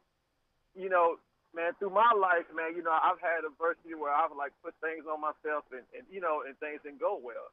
So I would say this: I was watching the game, and somebody did something. You hear me? Yeah. Okay, and somebody did something that was very disappointing to me, and it seemed as if I'm just saying, it just seemed as if they were kind of like upset because things didn't go their way. I'm not gonna say who it was, 'cause I don't want to call out a brother, but I would say this: you know, sometimes in life when you think you got something and it doesn't work out, you have to work harder, right? You have to work harder. You have to try to just overcome those obstacles, right? Because the thing about life is not on your side all the time. It will swallow you up. So I'm not gonna say which player I'm talking about. Y'all know who I'm talking about. But I would just say this to the young man: listen, bruh, if you got some feelings about because something happened to you and you're not where you want to be, you know, you just got to work hard and overcome that, man. But you know what I saw Saturday was very disappointing because you kind of let your teammates down. Are you talking about? I'm sorry, but what position does this player play? Whatever, man. Are you talking about Joe Milton? Okay, yes, I am. All right. Because I mean, the listeners, you know. Okay, but you know, you're right. Okay, you're right, Jason. Okay, I apologize, Jason, but yeah, man, it was very disappointing from an older brother to see him go out like that, man. I mean, it was obvious that was what was going on in his head. I mean, I could be wrong, but you know, I go on like what I see, right? You know, what somebody shows you. So I mean, I just hope he understands, man, that listen, you know, okay, you lost the position, man. You got to just work harder, man. You can't go out of bounds like that, man. It's just, I mean, come on. I mean, you knew what was going on. These are your teammates. You got to put your all in for your team, man, and you can't make it personal. And that's all I'm saying, man. But yeah, it was very disappointing seeing him do that. It really was. Yeah, it was Kenny, and you know, if I'm close to Joe, I would sit Joe down and say, "Hey, man, God has given you so many physical talents, and if you want to play this game at a high level, if you have any goals of playing in the NFL, because I don't know Joe Milton's goals. We assume that every player wants to play in the NFL. There's some players playing college football that don't even like football. Oop. There's players playing right now that likes what football does for them. They like the attention. They like the perks. They are satisfied with the free education, but they don't really like football. There's some players like that. There's many players like that in college football. So I don't know Joe's long-term goals. I really don't. But if he has any goals that involve playing at the next level or leading a team to competing for championships, mentally he has to get right. And he has to be serious about the small details. That's what's holding him back. That's what's holding him back right now. And I hope he figures it out. Ben and I was talking about this during the break. Emotionally, where we are right now, well, I'll speak for myself. Emotionally, where I am right now, I don't really want to see Joe Milton play against Alabama. I'm with you. Yeah, I just want to speak for me. I'll let you speak for yourself. I'd much rather see 15. Yeah, I've made that note. But based on what happened against, Ole Miss and the end of the game, like that's how I feel right now. On a Tuesday, I just don't want to see Joe right now. That's just, I'm not trying to be mean, but that's just how I feel. I don't make the decisions. I'm not in the locker room, but that's just how I feel based on the information that I have, which is all I have is what I saw.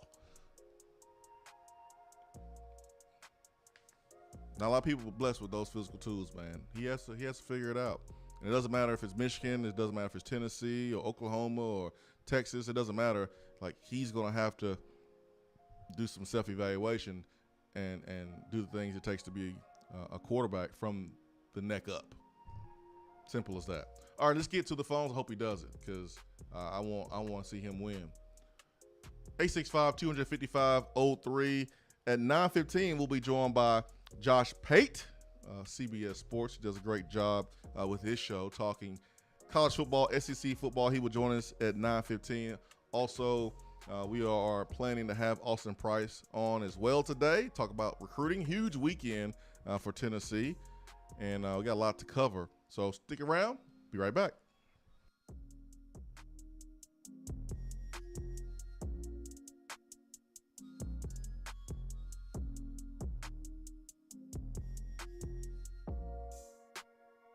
I'm Vince Moore, wide receiver, VFL 1991, and you're listening to the Swain Event.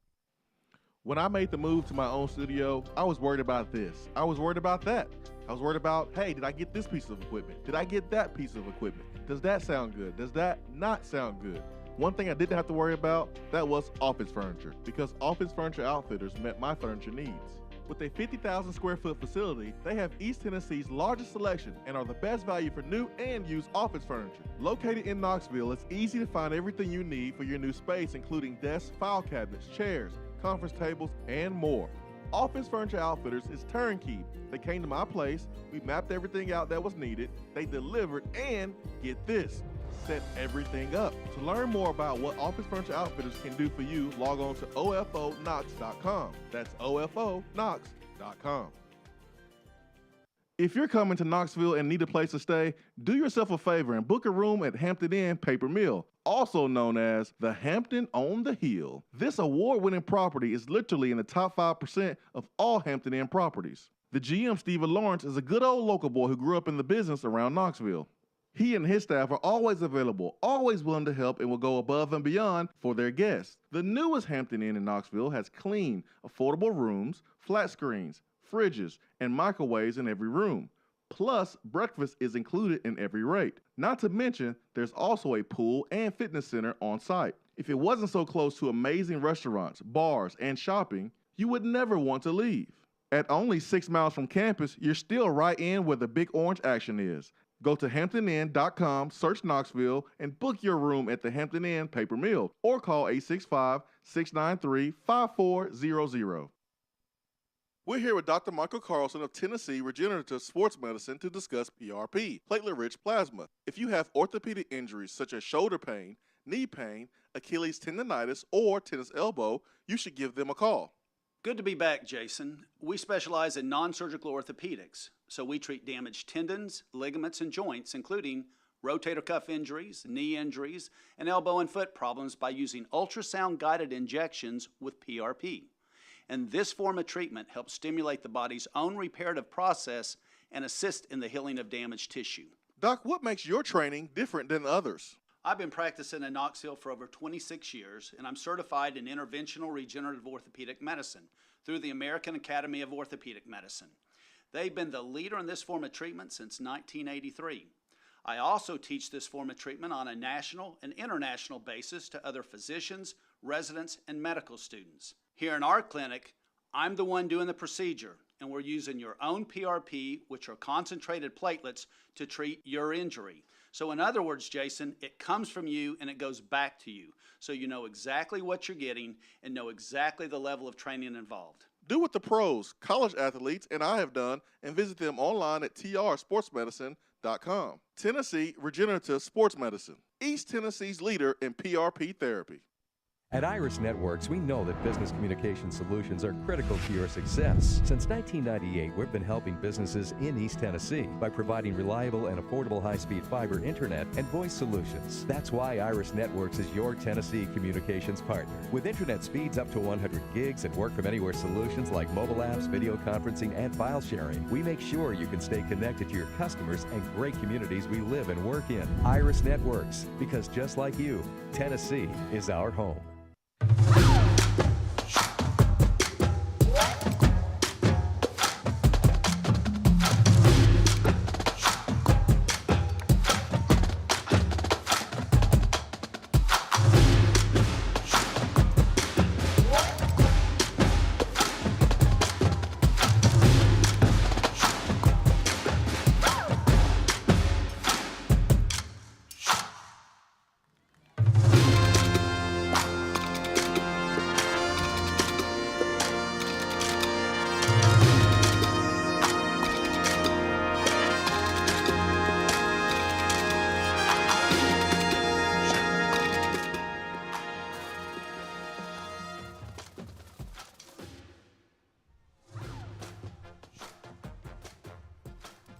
Around the SEC here in the Swain Event, Ben McKee, Jason Swain. You can follow Ben McKee at Ben McKee 14. Follow me at Swain Event.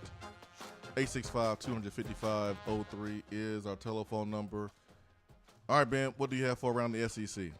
Want to go over the scores from the weekend, because we obviously did not talk about them yesterday, as we tend not to do, because Tennessee is far more important than all these other bummy McBumface schools. Auburn took care of business against Arkansas 38-23. Bo Nix looked like a completely different football player. 21 of 26, 292 yards, 2 touchdowns, 1 interception. And all of a sudden, Arkansas has lost 3 in a row to Georgia, Ole Miss, and Auburn. So Arkansas plays Arkansas Pine Bluff this weekend, and will look to get back on track. LSU beat Florida 49-42 in what was a surprise result. Davis Price for LSU, the LSU running back Terrion Davis Price, had an outstanding game on the ground. First game all season in which LSU has really run the football. Terrion Davis Price, 287 yards and 3 touchdowns on 36 carries. Just an unbelievable effort by him. Whoa. Well, he did this against Florida this past week? Yes. 36. Let's see. 36, 287, 3 touchdowns.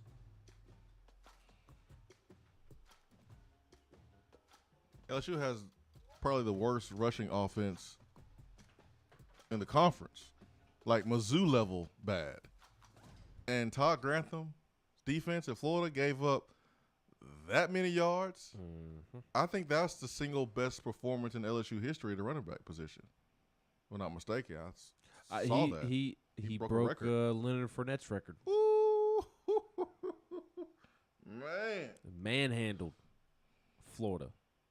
And Anthony Richardson, after replacing Emory Jones at quarterback, had some really bad turnovers. Just a colossal cluster, you-know-what, for the Gators. And Dan Mullen is under a lot of scrutiny after this Saturday's result. You'll love to see it. Texas A&M beat Missouri 35-14. Georgia beat Kentucky 30-13. And Kirby Smart, not too happy with Mark Stoops. I don't remember what the spread was exactly, but Kentucky covered the spread, only losing by 17 because Mark Stoops took a late timeout just before the game was over and then scored on the next play to cover the spread. And Kirby mad that he had some money on the game or something? Well, it's Stoops trying to cover to make himself look better. and Kirby wasn't a fan of. I wouldn't be a fan of a timeout with like a couple seconds left in the game's 30 to 6 at that point, and you're taking a timeout with a couple seconds left in the game. That would bug me too. Yeah, I mean, if I'm Kirby Smart next time we play, I'm running it up if I have a chance. Well, that's what I would do. Let me rephrase what I have mentioned. In his press conference, Kirby said that he was not upset at Mark Stoops for the last timeout, but Roddy Nabolzi, who covers Georgia for Rivals and UGAsports.com, and he quote tweeted a tweet that said Kirby wasn't upset with Mark Stoops, and he put an asterisk. He said publicly he's not upset. Oh, yeah. Well, I mean, hey, Kirby's a defensive guy, so anytime offense scoring points, I know he is not happy. And that shutout earlier this year, and it means a lot to a defensive coach, defensive coordinator. So running up on him next time if you got a problem with it. Is what I would do. I know I would. Yeah. Next year in Lexington. Yeah, I would. Oh, Mark Stoops, you better hope you take one of these other jobs. South Carolina beat Vanderbilt in the final minute. Just an atrocious game to watch. Alabama beat Mississippi State 49-9. So Alabama got back on track. Wanted to mention some transfer portal additions. South Carolina linebacker Rosendo Lewis has entered the transfer portal, former 4-star recruit who was part of the 2018 recruiting class. And Coy Moore, a receiver at LSU, has entered the transfer portal. 4-star sophomore, fell behind the star-studded freshman class and hasn't caught a ball in 4 games, according to Brody Miller of The Athletic, who covers LSU. So, had a couple transfers following Saturday's events. You see me over here, Ben. You looking up Coy Moore? I'm looking up that 40 time. I'm looking up that 40 time because I know in this offense that is very, very important. Yes, they like even receivers that can run. Yeah, probably more important than someone that is polished as a receiver. Just the speed is something that is very important to this offensive staff. While you look that up, I gotta find his 40 time. I wanted to earlier to mention the other punishments that Tennessee has been handed down because of Saturday night. Obviously, the big one is that they were assessed a financial penalty of $250,000, which will be deducted from the university's share of SEC revenue distribution.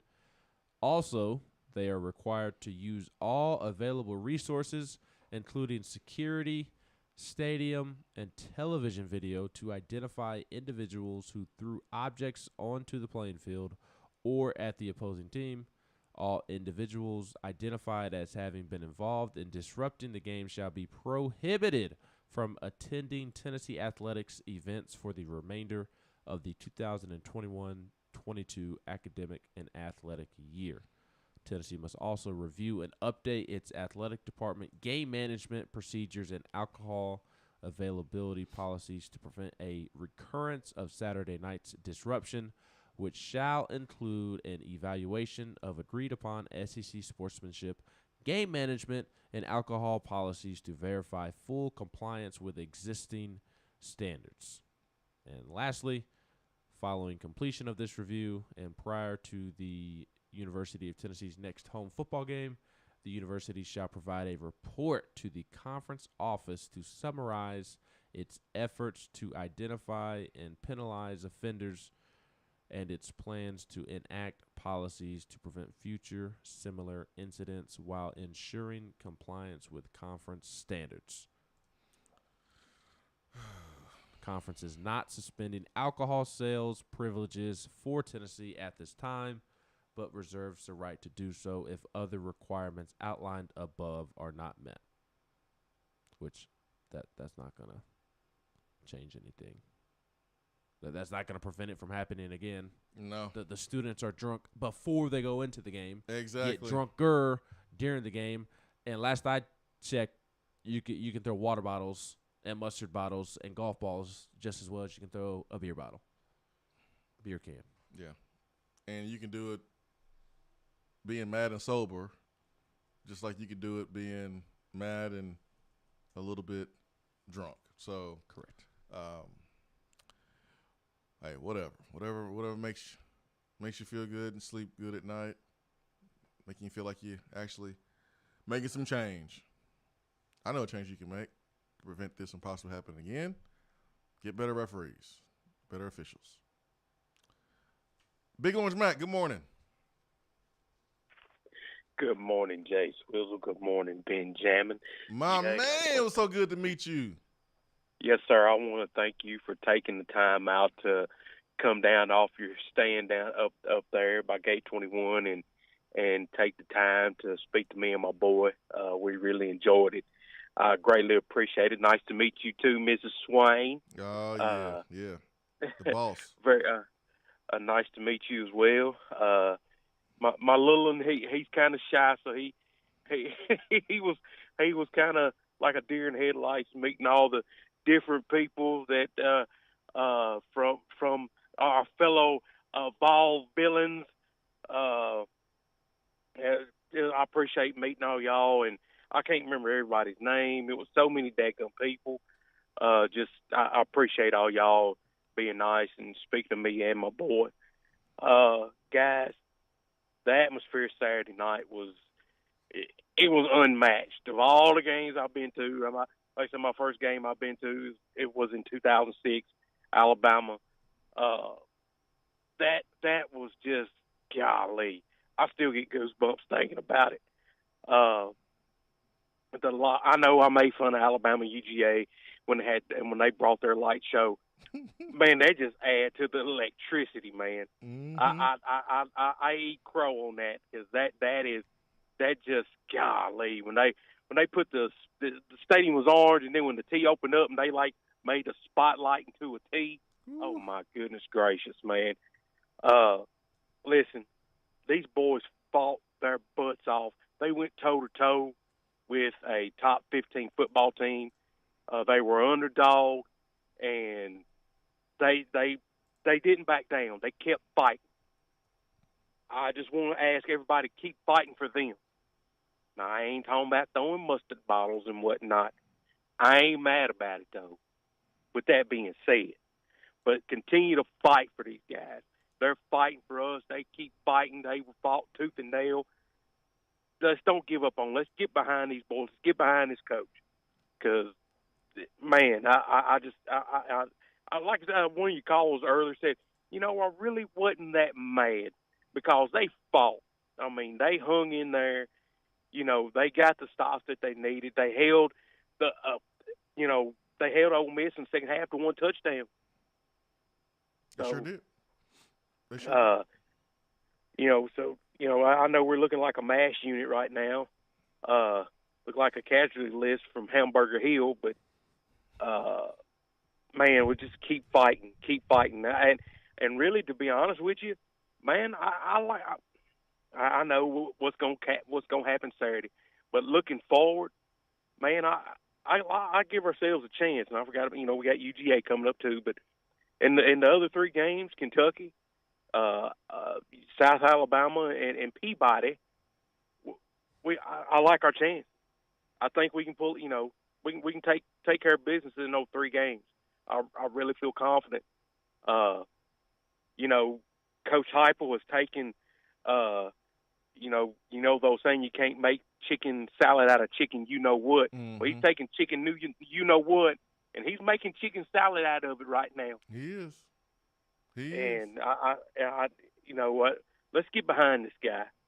I really, I'm really proud of him. I'm really proud of our team. Proud of everybody, showing up Saturday, raising heck, and we broke another sound level barrier or whatever Saturday. A record, yeah. Yeah. So everybody just keep coming, keep showing up, keep supporting these guys. That's all I got this morning, guys. Y'all have a great day and go Big Orange. Heck yeah, man. I think it's important that Big Orange Mac mentioned that now, because we know how emotional we can be, even when we know the circumstances. I found myself having to catch myself during the game Saturday. Why can't we? What? Oh, yeah. Yep. Walk on. Didn't play till this year. Didn't play at all. Okay. All right. I mean, Musa. Like, I had to do that. So coming up is going to be difficult because we have a dislike for Alabama as a fan base. You have a dislike for Kentucky as a fan base. You got a dislike for Georgia as a fan base. The truth is they're better football teams than we are right now. They're better football teams. Ole Miss was a better football team. We knew that going into it. Didn't mean that you was going to lose. It happened, but just because a team is better than you doesn't mean that you can't beat them. Alabama's going to be a tall task. Georgia's going to be a tall task. Kentucky is doable, but it's still going to be a game where it's going to be a difficult game. You have to play better than you played against Ole Miss. Simple as that. To beat Kentucky for different reasons, right? They present different challenges, but they're still a good football team. But it's important that Big Orange Matt mentioned what he said about supporting this team. These players appreciate the fans Saturday. They have went to Twitter. They have shown the appreciation. This coach has embraced Tennessee, and he's shown us that he can coach, and this staff can coach. So just remember that when we get in the middle of this bumpy road against Alabama and against Georgia, just remember Big Orange Matt call. Just remember it. All right, let's go to the phones before we take our top of the hour break. We got Vol Maniac. Vol Maniac, good morning. Good morning, boys. What's up? Take a little credit for Saturday, man. I think I called my shot minus the Admiral video. Oh, the Inky video. Whew. Yeah, they clicked the lights off and went with it. Split the T, man. It was electric. I've got a 21 and a 22-year-old that has never experienced what we've experienced over the years. And I didn't make it to the game, but my kids got to go, and they come in the door about 2 a.m. coming up. Man, that was the craziest thing I've ever seen, and I'm just glad that some of the kids nowadays have never seen Neyland and Tennessee football the way it's supposed to be and the way it's supposed to be handled. I hate what happened at the end of the game, but it's all a build-up, man. All a build-up, and it is what it is. And we'll take the consequences, and we're going to move on. And I'm excited about this weekend. I think, we may struggle with Bama. We may struggle with Georgia, but I think personally that we can compete. It's not the years past. We'll put kids out there that wanted to be here and want to play football for Tennessee and give it their all as they have the whole season. I believe this is just different, man. It's different from years past. It really is. It really is, Vol Maniac. I mean, you can see it. You can see the culture change. You can see the coaching staff, developing these boys. We can see the passion being displayed, the appreciation being displayed from our players.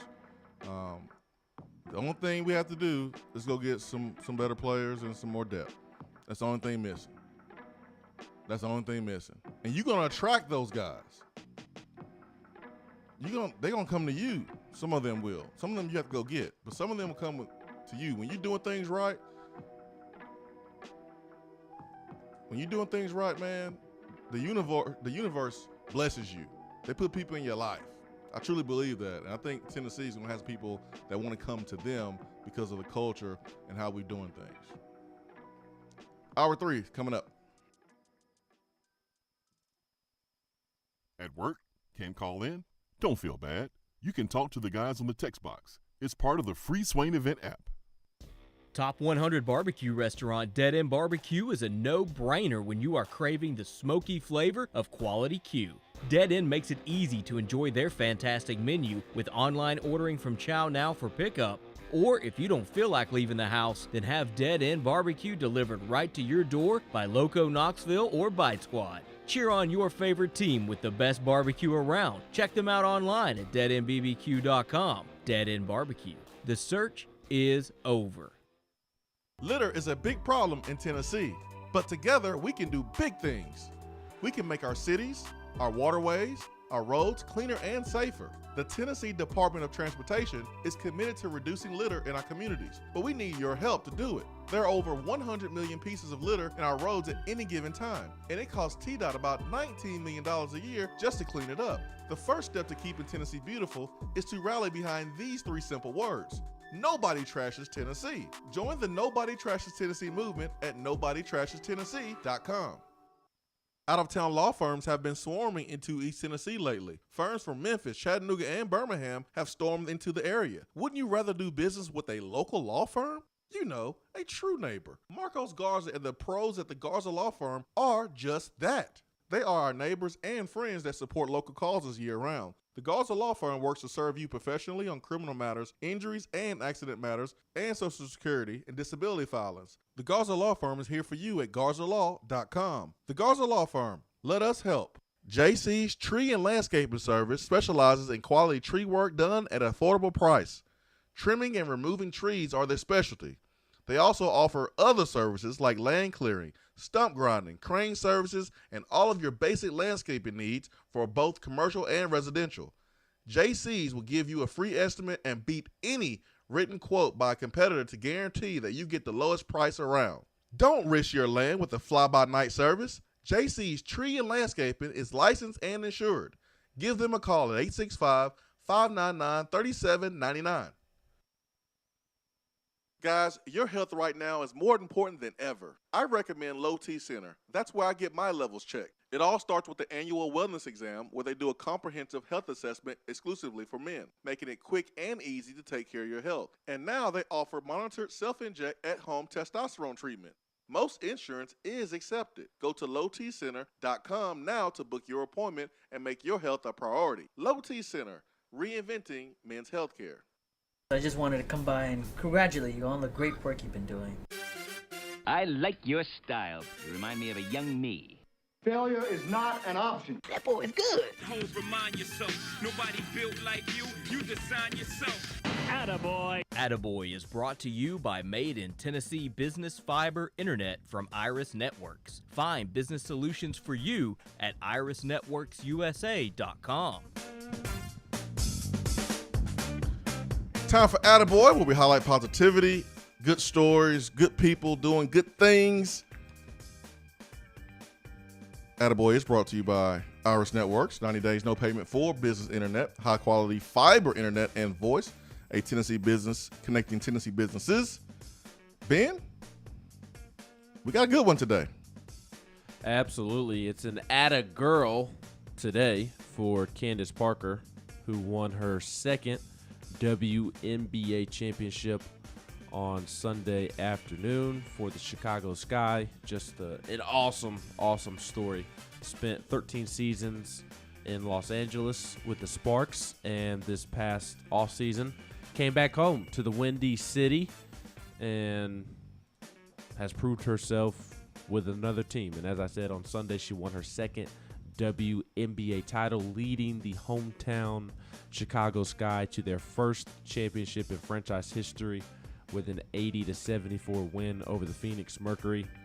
And with her WNBA championships, 2 NCAA titles, and a pair of Olympic gold medals, she's accomplished just about everything you can accomplish in basketball and has now set herself up to be a terrific broadcaster for years to come after she decides to hang it up. She had 16 points, 13 rebounds, 5 assists, and 4 steals on Sunday. And Parker said, I could have 4 or 5 WNBA titles by now, and I could also have 0. I think it's made me really understand how important possessions are We think about the last second shot, but every possession is equally important. And I think it's had me become less results driven and just focus on doing what you're supposed to do. You could literally do everything you're supposed to do and not reach your goal, but are you going to stop working? Diana Taurasi, who was on the other team, said she's the most talented player I've ever been on the court with, hands down. By far, her ability to do certain things on the court at the highest level surpasses everyone. And then what she's been able to do the last 4 or 5 years of her career, being elite on the court and doing things off the court that we can all aspire to as well, that's off the charts. She's given us a voice by doing all the work, and it's not easy work. She's on the forefront fighting for everything we love every day. I envy her for that. I just don't have it in me, and she does it all for us. So congratulations to Candace Parker. She gave Pat Summit a shout out in her post-game interview, said that she knew that Pat was watching. Somebody cut onions in my living room at the same time. Also was cutting onions when her and her daughter embraced. Just a really cool scene. And Candace also dedicated her championship to Kobe and Gigi Bryant.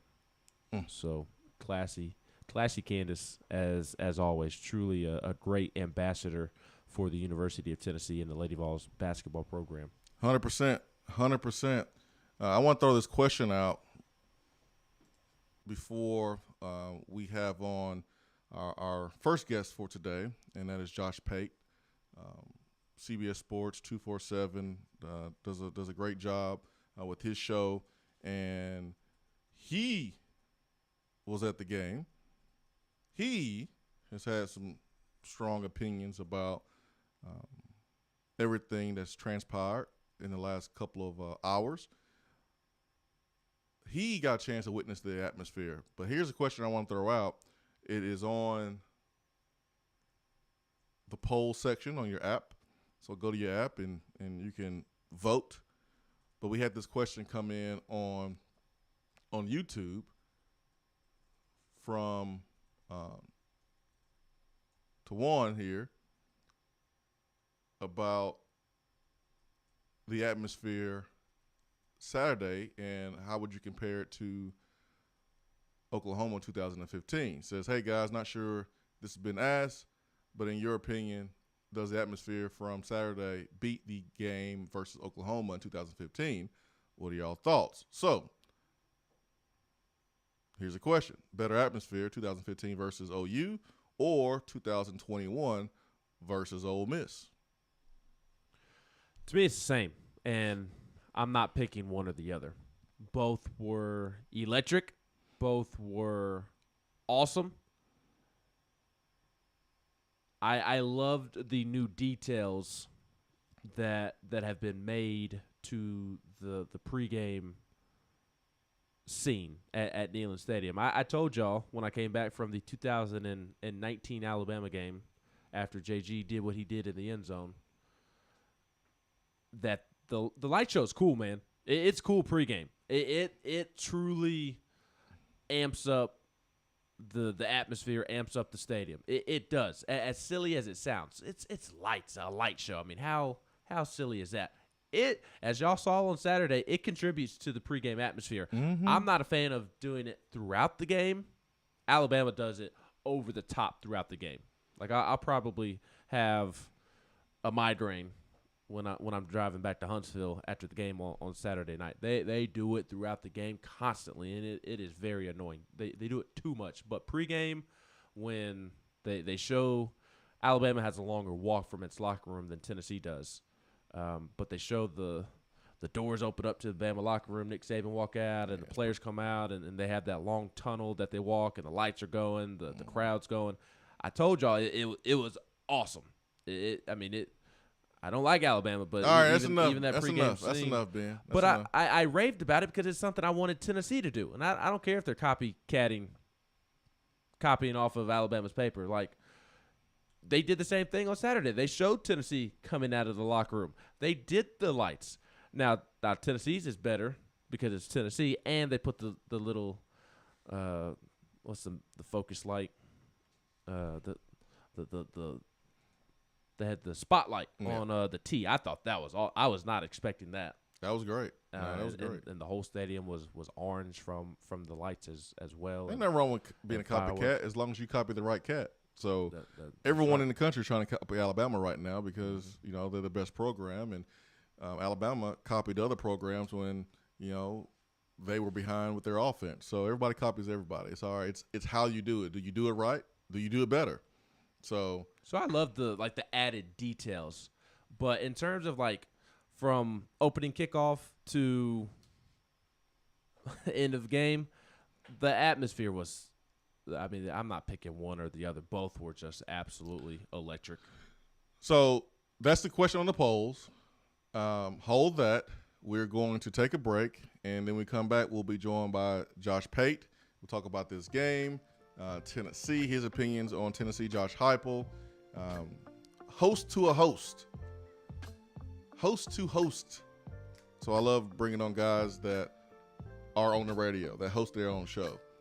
Writers are good, but I really get excited about other show hosts because they just bring a level of energy to the program that writers they just don't bring. So looking forward to our conversation with Josh Pate. Be right back. Swain Event.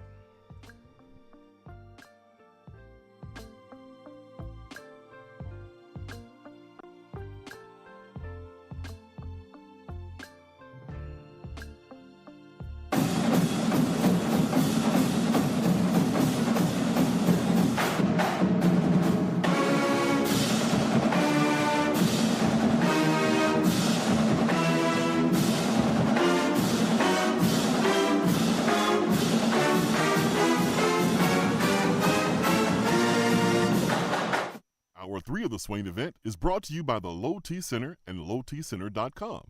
Do you know your numbers? Feel like you again. Let us help. Guys, your health right now is more important than ever. I recommend Low T Center. That's where I get my levels checked. It all starts with the annual wellness exam where they do a comprehensive health assessment exclusively for men, making it quick and easy to take care of your health. And now they offer monitored self-inject at-home testosterone treatment. Most insurance is accepted. Go to lowtcenter.com now to book your appointment and make your health a priority. Low T Center, reinventing men's healthcare.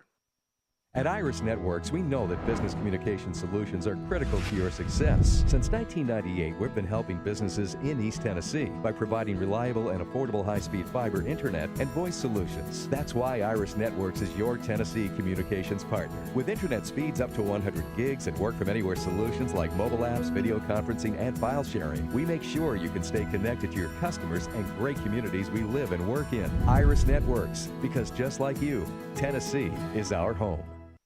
Out-of-town law firms have been swarming into East Tennessee lately. Firms from Memphis, Chattanooga, and Birmingham have stormed into the area. Wouldn't you rather do business with a local law firm? You know, a true neighbor. Marcos Garza and the pros at the Garza Law Firm are just that. They are our neighbors and friends that support local causes year-round. The Garza Law Firm works to serve you professionally on criminal matters, injuries and accident matters, and Social Security and disability filings. The Garza Law Firm is here for you at garzalaw.com. The Garza Law Firm. Let us help. Hour 3 of the Swain Event is brought to you by the Low T Center and lowtcenter.com. Do you know your numbers? Feel like you again. Let us help.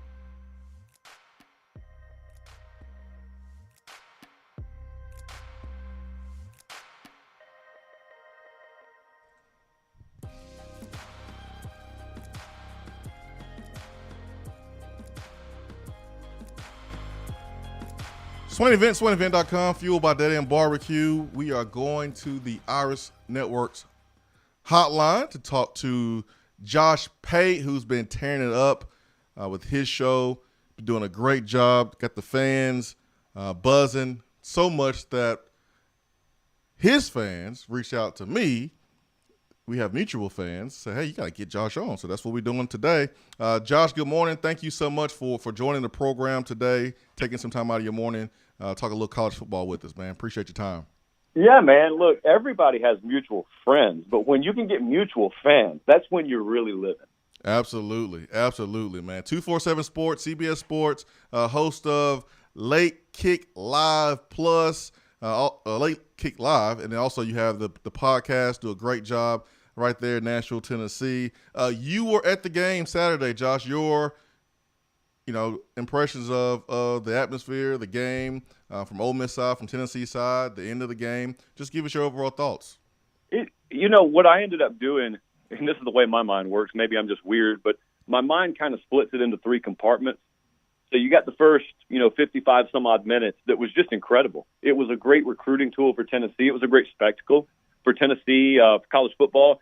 I hadn't been to Neyland myself in about 5 years. And so it was great to return up there. And that's the way, I saw many people say this, that's the way Neyland Stadium's supposed to look. And that's the way in a bygone era, it's not that long ago, but it seems like an eternity ago in some ways, a lot of us remember it being. So that's compartment one. Great. That's a great compartment. You want to live in that compartment. Compartment two was the actual uglier scene towards the end when the trash in the field and the stuff happened. And I don't really think there's a whole lot to say about that. I mean, that kind of is what it is. Like, you don't excuse it or anything like that. But compartment three was the varied reaction to it. And I was actually in the middle of recording a pod this morning, and I just kind of dovetailed. I kind of segued down that road and ended up torpedoing my own podcast because I went like 10 minutes on this. But the more and more I think about it, the more aggravated I've gotten about not all, but a portion of the kind of legacy college football media apparatus that really does not exist to serve college football fans as much as it seems to exist to spite college football fans, even though college football fans are the reason it exists and the reason some of those folks get to have jobs. And did you notice the swiftness with which those folks rush to the nearest laptop or nearest typewriter to wag their finger at the entire Tennessee fan base? It's almost like they had the tweets already saved as drafts, and they were just waiting on the example. They were waiting on the moment to press send. And it's the same kind of person who would rightly tell me, now, Josh, you can't paint with a broad brush. You can't stereotype an entire group of people because of the actions of a few, which is true. It's a really good axiom for life until it's time for you to practice it, in which you don't use any discretion. And so that was kind of compartment three. As much as no one in their right mind is excusing the behavior, you look at these fools out here who want to tell you, well, Jeff from Johnson City and Kelly from Knoxville, you're all the same. Shame on all of you. The Tennessee fan base as a whole. Well, no, that's not the way I saw it at all. I was standing on the field. I had my face to the crowd. I was watching as that stuff rained down. I was down in that end zone. And my vantage point was watching 99% of those folks look around trying to find the 1% who were throwing stuff. And I got this crazy working theory that maybe a few people threw more than one thing. So it may have been an even smaller crowd than you think it was just by determining ratio based on bottles and debris on field. But no one has to excuse the crowd behavior. No one has to excuse that. What I think there is an equally poor representation of is the reaction nationally. I mean, how ridiculous is it that saying something as basic as, well, poor officiating contributed to the mood there, and you don't have to excuse away the fan behavior to acknowledge officiating's a problem in this conference too. How ridiculous is it that that's actually a standout opinion instead of the norm? That should be what everyone's saying right now to me. So, again, that's the way my mind saw it. I know everyone has their own opinion and own perception of it, but that's where my head's at right now. Yeah, Josh, I mean, no one's excusing the actions on Saturday at all. And I think college football, SEC, they have two bigger issues because I don't think this is something that happens every week. They'll fine Tennessee. They did yesterday $250,000. They'll find the people who did it. They'll arrest them, whatever, and the penalties will be swift, and we won't see this again or maybe for a long time. But the bigger problem is something that we're going to see Saturday. We're going to see poor officiating, and we're going to see more fake injuries, and I think that's a big concern. It should be a monumental concern, and it's what really I think it's been boiling. Like, this, you're on the ground in this conference just like I am. It's been boiling beneath the national surface for several years. I just feel like it's really ramped up lately because I don't feel like the officiating's ever been worse consistently than it has been as of late. And like I said the other night, that's not exclusively an SEC problem, but yet in this conference, they claim to not wait for others to make a move before they make a move. And they have been true to their word on that. All I'd like the SEC to do is to be a little more consistent in that word and be proactive in making a move on officials. It's insane to me that this organization, this entire brand, it's worth what it's worth, and yet you've got that billion-dollar brand and what I view as kind of a nickel and dime officiating branch off that brand. On no planet does that make sense. If I were to get aliens to land on this planet today and they were to observe college football, that would make no sense to them. One of many things that would make no sense about this sport. Some of it I love, some of it I don't. But what I cannot stand is the perception, and I may be wrong on this, but I've always gotten the perception that college football, the SEC, they want to cling to that nickel and dime branch because it affords them anonymity. And it affords them the ability not to have to trot a lead official out for a press availability because they can say, well, come on, guys. Now, these aren't full-time officials. These guys aren't making high six figures a year, so we can't subject them to that. Well, yeah, you absolutely can. Just pay them high six figures. Hold them to a higher standard. And then in exchange, let's have some accountability demanded. No one even knows how this operation works. Like, how many of us even know the review process for that officiating crew that was on the field Saturday night in Knoxville? None of us know the grades they got. None of us know when they met with the league or what kind of correspondence they've had with the league. We don't know any of it. We make our players and coaches talk to the media every week, and the actual enforcement branch on field during a game we know nothing about. It's inexcusable. Yep, and then you force the coaches to have to bite their tongue and tippy toe around, what they saw and what they have to deal with because they'll get fined or they'll be reprimanded. So I'm with you, Josh. Your opinion on Josh Heupel, what he inherited, what you have seen from Tennessee in the last 7 games. So I think it's two things. There's a crowd that has watched every Tennessee game, and then there may be a crowd that just sees the final score. And if you just see the final score, especially as of late when they were racking up all those first half points, you may tend to believe they must have an all-world quarterback and a couple of all-American receivers there. That's what they must have. Well, that's not the case. They're certainly not bad players, but these are not all-American caliber players. What it is it's been a collective effort that has started to generate some serious offense and generate fast starts. That's not totally independent of some of the defenses they played. I get all that. But it's been a product that's been very exciting. And I think it should be noted. One of the many things I think that was lost the other night is how close Tennessee was, not just at the end of the game, but 3 or 4 different possessions. It was a one-score game. They got the ball with a chance to take the lead, even with all the things that happened against them that night. But what stood out to me the most is thinking to myself, I'm standing there on the field, I'm asking, if they just had one more game-changing player out there, and I could pick a position, but let's say one more game-changing slot receiver, if I had him out there, like what kind of difference would that make in this moment right now? And to me, the difference would be they'd have another W in the column. That's what the difference would be. So what I think he's doing is I think given the hand he was dealt, and all the transfer portal departures, I know they added some too, I think he's made close to the best he can make out of a year one situation.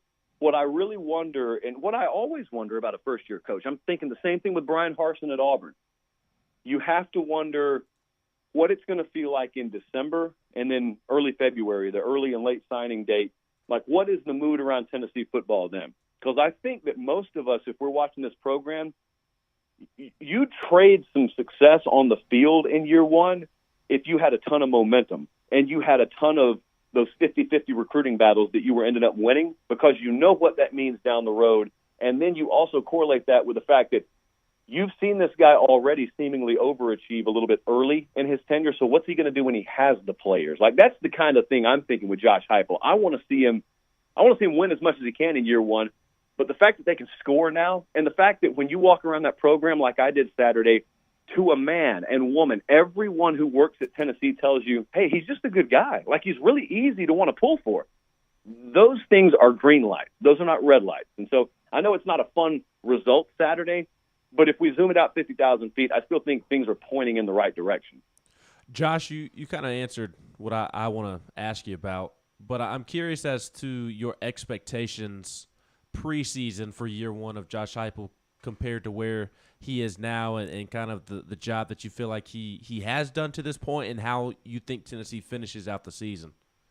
Yeah, the result, anytime I was talking about Josh Heupel in the preseason, I didn't talk about record all that much. I talked about style. I talked about what it feels like. And it's not unique to what I would say about a lot of first-year coaches, but there hasn't been any landmark, like groundbreaking upset win they've had. But yet I still feel like things have gone better, relatively speaking, than I thought they would. Because if we were looking at this in the preseason, maybe we would have looked at that Missouri game or something like that, and we would have thought, oh, boy, that's going to be nip and tuck. That's going to be back and forth. And it ended up not being that.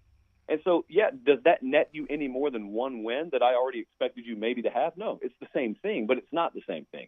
Because when you showed the ability to get a ton of margin on teams that maybe from a point spread perspective you were expected to really fight against, well, that's a hallmark of a guy that when all things are equal is going to end up running away from the opposition.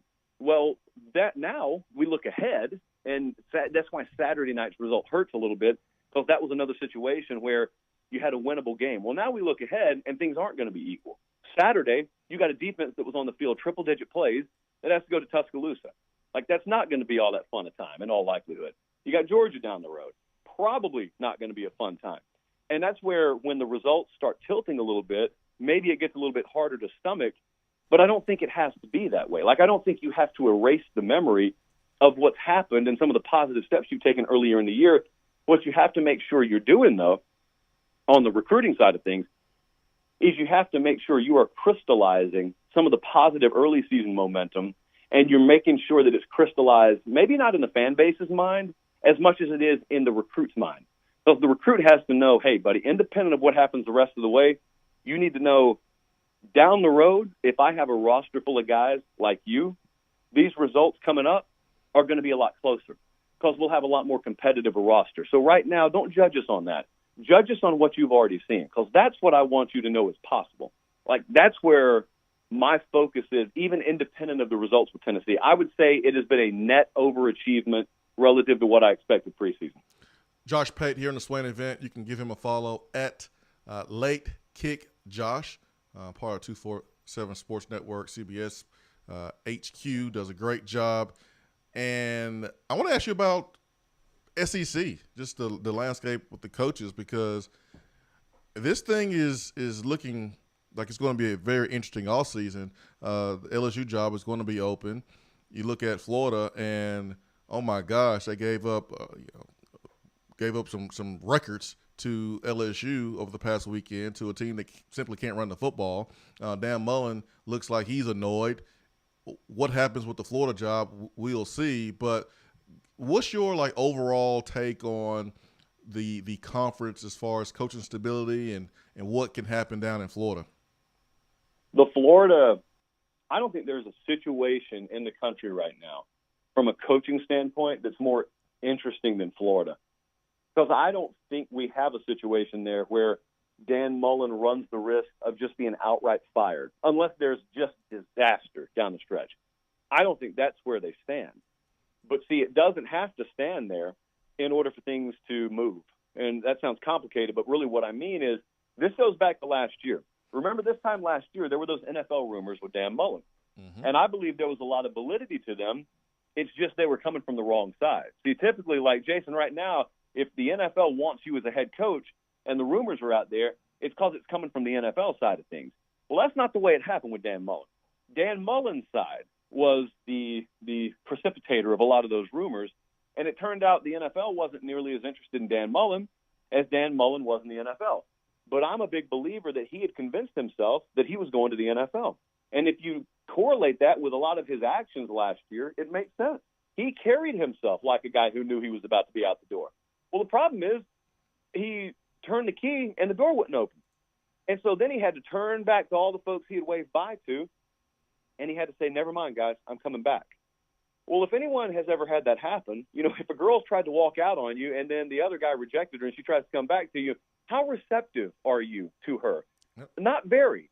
And I think that team has responded to Dan Mullen the same way. And I think some of that fan base, and for that matter, some of the media beat down there, has responded to Mullen the same way. If you guys are paying attention to the Florida beat, they have sung a much different tune about Dan Mullen this year than they have the previous 3. There are some folks willing to carry the water for Dan Mullen that are not carrying his water anymore. And so I don't know how this is going to wind up, because they probably got some more losses coming. I mean, they still got to play Georgia, and I don't really think that may be their only loss coming up. I wonder at the end of this year, not only where the Florida administration's head is at, I wonder where Dan Mullen's head's going to be, because at the very least, if he's there next year, there have to have been wholesale changes made on the defensive staff and their entire recruiting apparatus, and that's not just 1 or 2 people.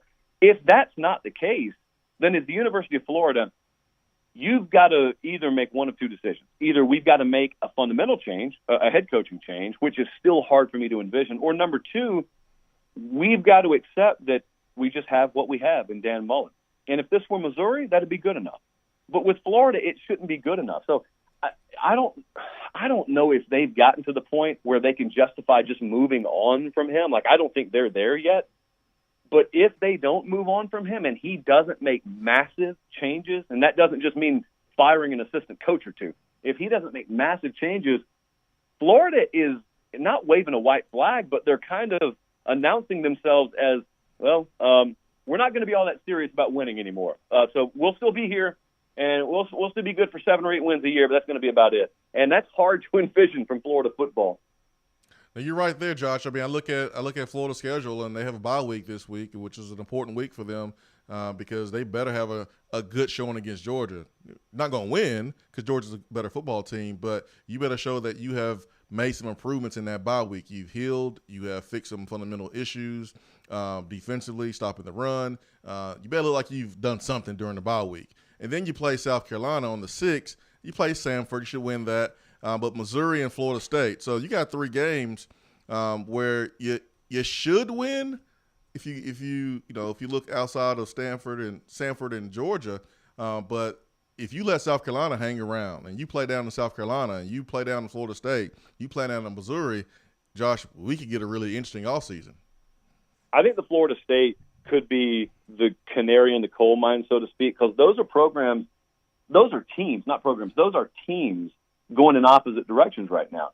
Like, Florida State has been a very, very bad team, but they've played their best football as of late. Mm-hmm. Florida has played their worst football as of extremely late, and if they do not resuscitate themselves down the road, I mean, is Florida State beating Florida any more crazy a notion than LSU beating Florida the way they did last week? I don't really think so. I think once you have lost the will to fight, and it's the latter portion of season, and you're facing an inspired team, at that point, I don't really care about point spreads, and I don't really care about records, man. If you've ever strapped it up, you know what matters is what takes the field that Saturday or whenever they play. And, man, I'm telling you, if that one were to happen to an already fragile fan base and they were to see Florida State and Mike Norvell, after an embarrassing year, still beat them, all bets would be off at that point. Woo.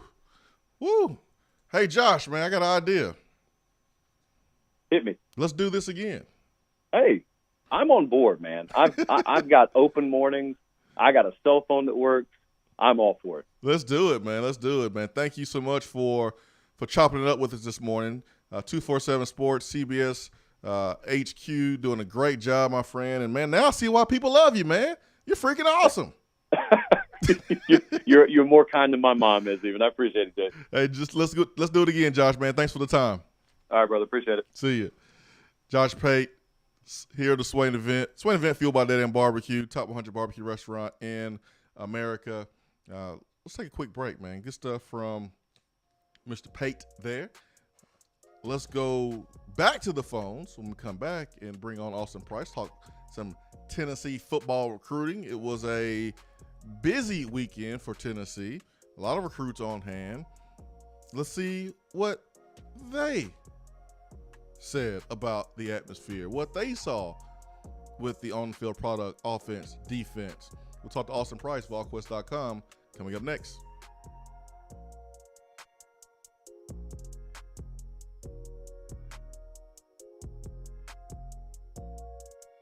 Hour 3 of the Swain Event is brought to you by the Low T Center and LowTCenter.com. Do you know your numbers? Feel like you again. Let us help. Good morning, Swain Event crew. Fall is here, and according to the big box stores, it's Christmas time too. This time of year is traditionally a busy one for the East Tennessee real estate market, and it will continue through the end of 2021 as well. Most people think the holidays aren't the right time to buy and sell. However, it is one of the best times to jump in the market. To find out more, just give me a call, Jennifer Morris, Keller Williams Realty, at 865-257-7897, or email me at jennifermorris865@gmail.com. And go Vols! JC's Tree and Landscaping Service specializes in quality tree work done at an affordable price. Trimming and removing trees are their specialty.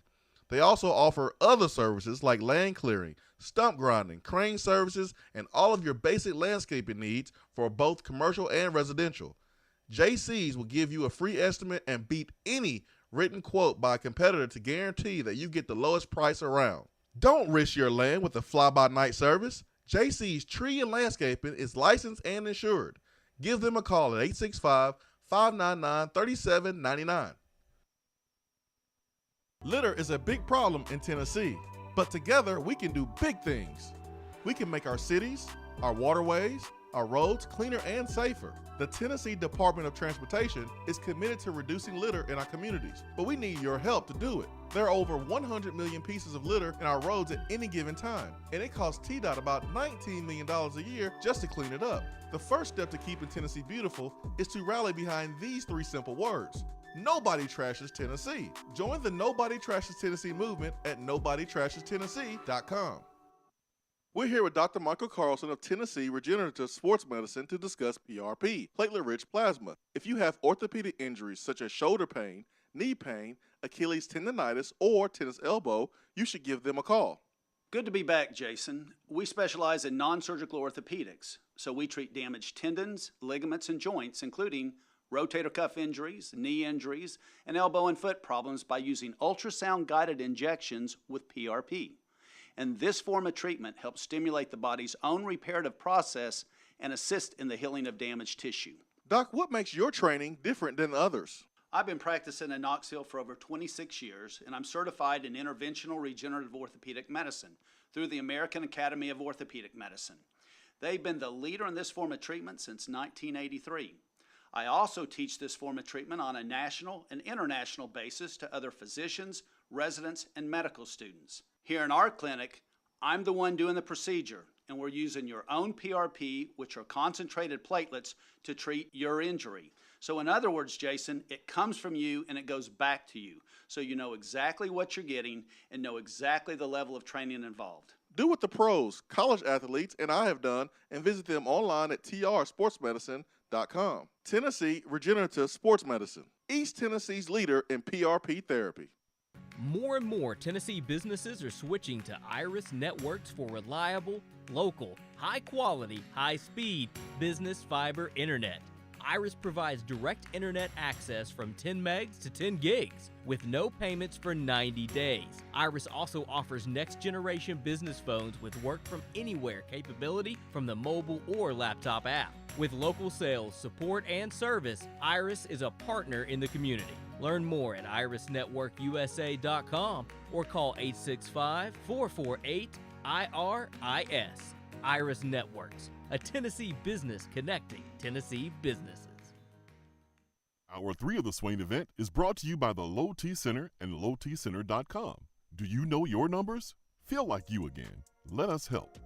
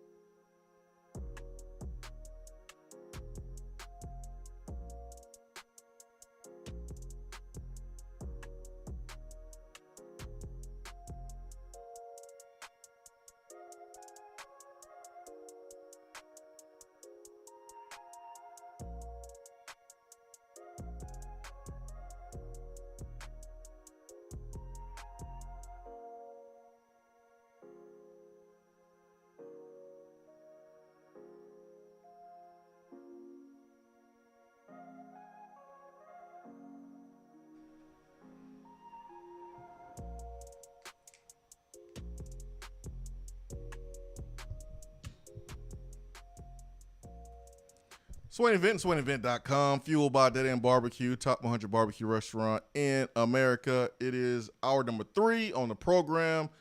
And let's get to our guy, Austin Price, VolQuest.com. Big weekend for Tennessee as far as recruiting, and a lot of really good players in town, and a nice weekend for them to visit because the atmosphere was unbelievable, and Tennessee showed a lot, even in the loss. AP, good morning.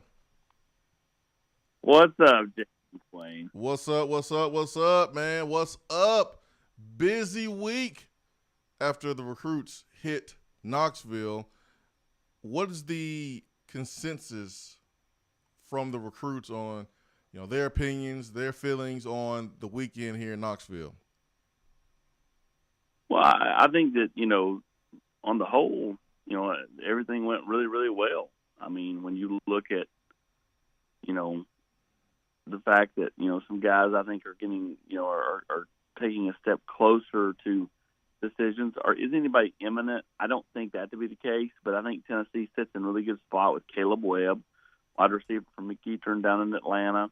They sit in a really good spot for a guy like Christian Harrison, the son of Rodney Harrison, who decommitted from Liberty yesterday. And then I think they sit, right near the top for Walter Nolan. And so all three guys here, the first two were here back-to-back weekends. And, I just feel like Tennessee's in a good spot for all three guys.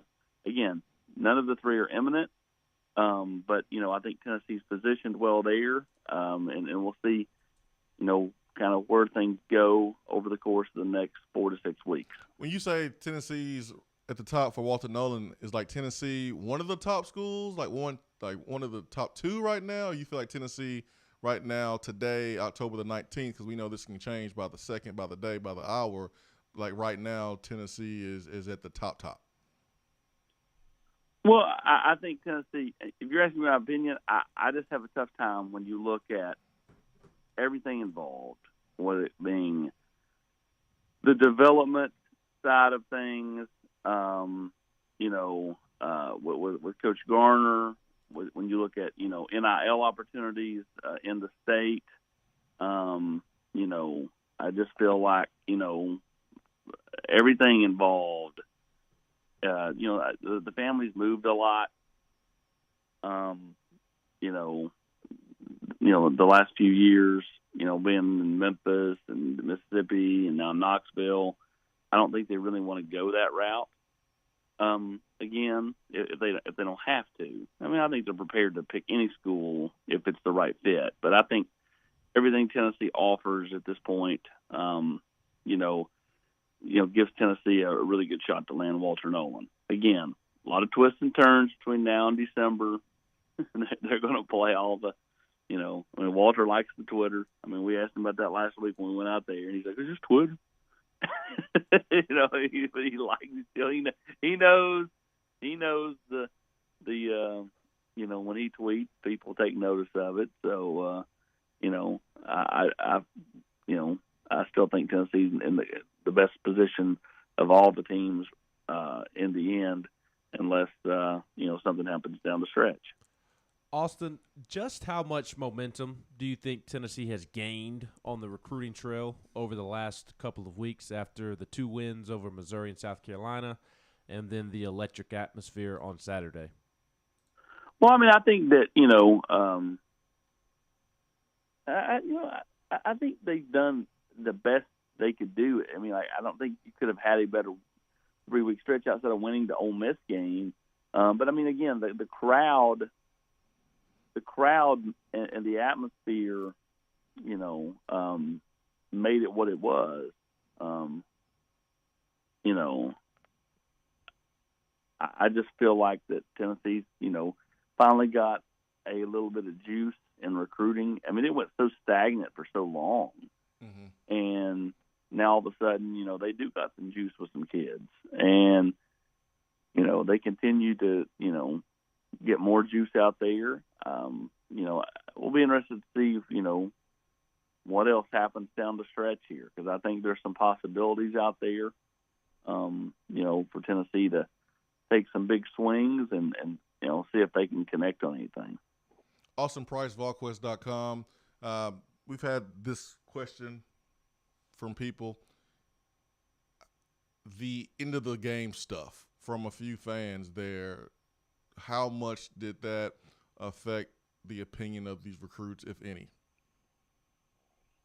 I don't, I don't think it affects them. Kids aren't affected by that stuff. When you're 16, 17-year-old, you're laughing about that kind of thing. Hey, 16 me would have been like, this is awesome. This is where I want to come. Yeah, well, correct. I think that shows the passion, of the fan base. What was it the right thing to do? No. I mean, you shouldn't be throwing things. What if I just walked into the food city over here in Hardin Valley and just said, I'm going to just go throw, and just picked up you just don't throw stuff. Look, the calls were bad. The Tyler Barron call was egregious. Yep. I mean, the SEC officiating is poor. And everybody knows it. But again, this is, Tennessee fans, feel like a lot of fans do. I mean, like, it ain't just Tennessee fans that feel like, the officials screw them. I mean, like, that's sports in general. But I mean, like, I literally can find an Alabama fan, and they've gotten more calls that went their way over the last 15 years than any other program. And you can find Alabama fans that'll, the officials, they're always just, putting us behind the eight ball and hurting us. And I mean, like, something like, again, didn't need to throw things, but at the same time, I get the frustration. It was the built-up everything involved. Everything from that game, coupled with the last 12 years, Tennessee's fans were there again. They answered the bell, ding, ding, ding, and they were there. And, in a huge game. Tennessee comes up a little bit short. I said this on our podcast this morning. I know no Tennessee fan wants to hear moral victories. Sign me up for the moral victories right now. And here's why. You're literally, it's not even taking a knife to a gunfight. Like, you've got a gun. It has no bullet, and you're having to turn it over and beat people with the butt of the gun. Like, you have, I mean, like, look what Tennessee was playing with Saturday. Like, the fact that, they were in the game against an offense that has put up points upon points upon points, with some of the defensive pieces that they've lost, over the last year, with injuries on the O-line, with injuries at running back, Tennessee's gotten clobbered the last 3 years in every game they've lost. They've not been competitive. All of a sudden, Tennessee's competing. And these kids are working their butt off. So, I mean, like, don't talk to me about not wanting to hear about moral victories and those type of things, because, like, I think there are there are better things than it's not just win or lose. Otherwise, I mean, like, you're telling me you would rather have had the game Saturday night or you got beat by 25?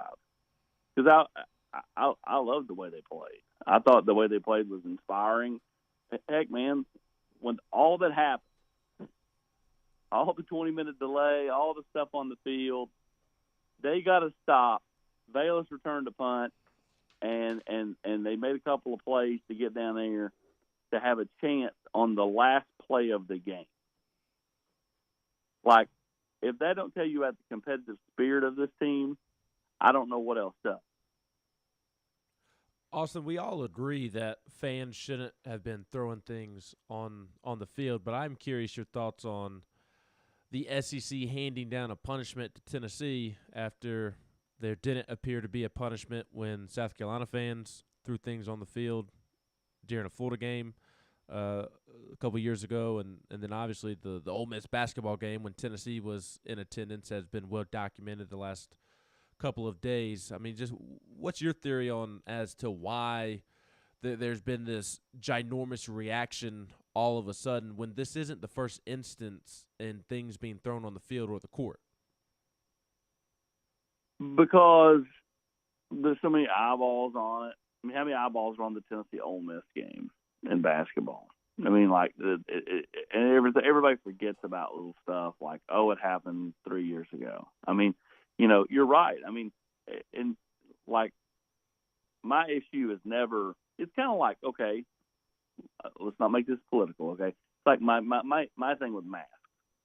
If the rule is mask, cool, I can put one on, but don't be selective about it. Like, don't go, well, he works for ESPN, so he don't have to wear one. Or, it's okay to have one on, on the elevator, or not have one on the elevator, but you have to wear it on 4 or 5. Like, let's make everything the same. And I think that's Tennessee's fan. That's how they feel. Like, okay, you're going to fine us? Fine. So where's the fine for those 2 incidents you just talked about? Like rules are rules. That's fine to have. But let's have the ruling across the board, which goes back to officiating, which goes back to replays, which goes back to rulings from the NCAA or the SEC. Like, none of it is ever uniform. It's just, oh, well, yeah, we're not going to do it this week. Next week, oh, yeah, hammer them. There's no, consistency, and that's where people get mad. That's where people get frustrated. And I get it. I mean, again, you want it just to be uniform. You want to be treated the same as everyone else. And I think if that happens, you're still going to have a few that are raising Cain about it, because that's anything in life. But I think most people are going to accept any of that stuff if everyone is treated the same. Austin, before we get you out of here, any injury updates on Cade Mays, Hendon Hooker, and what do you think happens at quarterback this weekend? Well, I think Hendon has a possibility to play. I don't see it. The good news is it's not long-term. It's not ligaments. It's not, anything that's going to keep him out for any kind of substantial time frame. But, like I said, you might miss this game. Cade, I would call him questionable to doubtful at this point. It's the same ankle that he injured last time, a year ago. Again, with treatment, potentially can go Saturday, but, ankles are so finicky. And then with Cooper, he's dressed out the last 2 weeks, but for whatever reason, they've not felt the need to play him. So obviously he's good enough to be an emergency guy. And I kind of, pulled Josh Heupel over to the side yesterday after he talked, and I asked him about Cooper, and that was kind of, the feel I got in talking to him. I mean, he's not big on talking about injuries, but the feel I got was, Cooper is not 100% yet, but, if they needed him, then he would be able to go. But, there's also, when you put a kid in like that, there's a chance that you re-aggravate everything and you have to start, all the rehab over again. So, I think they'd like to get him back fully healthy before he goes out on the field, which, again, depending on where he's at percentage-wise, why play him in this game Saturday? I had this debate with somebody on VolQuest last night, who's a traditionalist. It's Alabama. Got to bring him on. And I'm like, that's fine. I get it. But, if the kid's 70% or 75% but can be 100 by Kentucky, why put him out there against Alabama, a game you've not won since 2006 that you have probably, 10, 15% chance to win? Why put him out there and potentially re-aggravate and then cause them to, miss Kentucky, a game that Tennessee can win, coming up in 19, 18 days? I agree. AP, tonight, Tennessee Prime at Gus's Fried Chicken. And AP, man, who do we got today? Well, sometimes when I announce the guest, I worry, because they do have meetings and stuff gets pushed back. Now, we've never only had one. We've always had two, but Cade Mays will be there. And since it's a fellow offensive lineman, Jerome Carvin, I can say with a blink of an eye, Jerome Carvin will be out with Cade Mays. So those will be the two tonight at Gus's world-famous fried chicken on Sutherland Avenue. I look forward to it. Be there tonight. I look forward to it. AP, big thanks, man. Anything for you, buddy. I Nothing for me. I appreciate it. Austin Price, VolQuest.com. His time is brought to you by Jennifer Morris with Keller Williams Realty. 865-257-7897 is her telephone number. Her email is jennifermorris865@gmail. So if you want to invest in real estate, you want to buy real estate, you want to sell, call Jennifer Morris. Not just talking about it, we living it over here. Ben McKee purchased his first home with the help of Jennifer Morris. So give her a call, let her help you. She is the best. Also, what's the best is riding around, looking good, feeling good with your official UT license plate. They are available from county clerk offices across the state of Tennessee.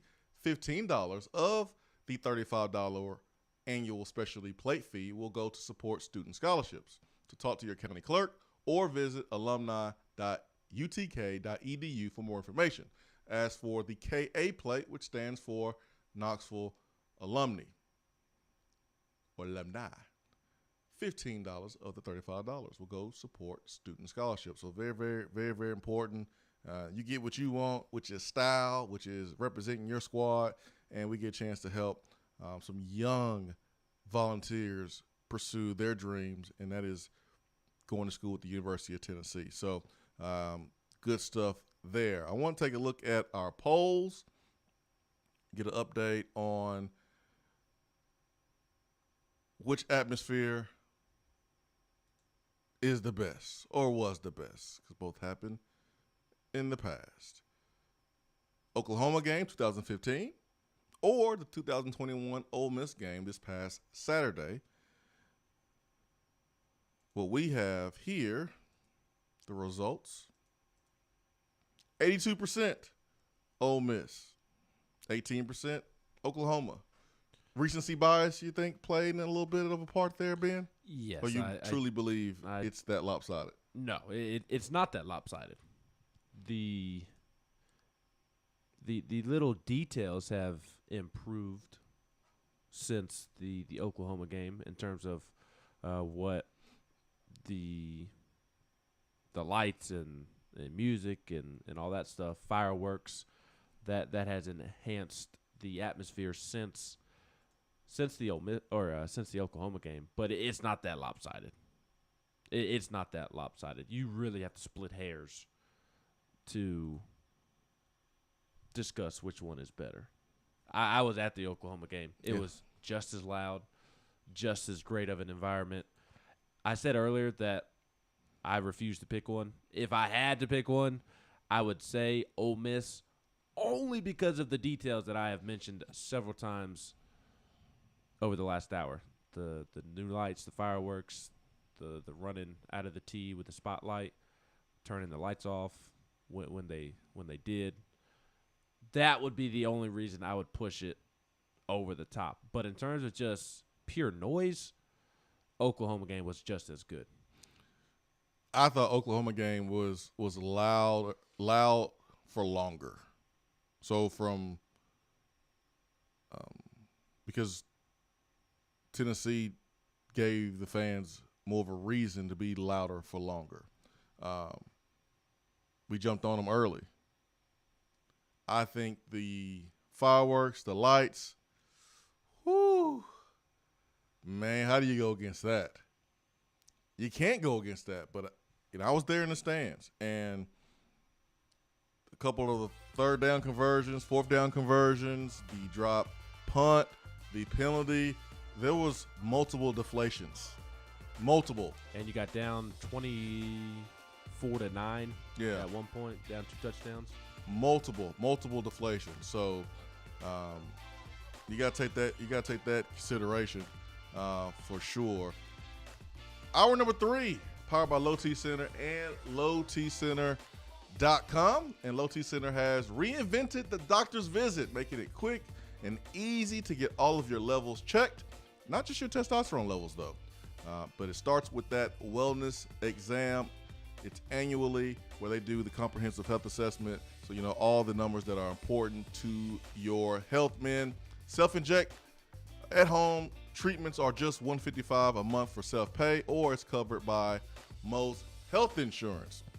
They offer the self-inject monitored home testosterone treatments. Really, really simple, really easy with the guidance of the Low T Center team to help you. Go to their website, lowtcenter.com, reinventing men's healthcare.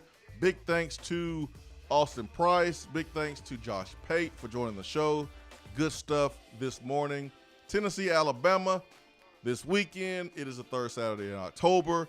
We will break that game down more tomorrow than we did today, and we look forward to you being with us tomorrow starting at 7 a.m. If you miss any part of the show, make sure to go check out the podcast and subscribe to the podcast. Even leave a comment. That will help as well. Hope you have a great day. Peace and love. We are out. Swain Event, fueled by Dead End Barbecue.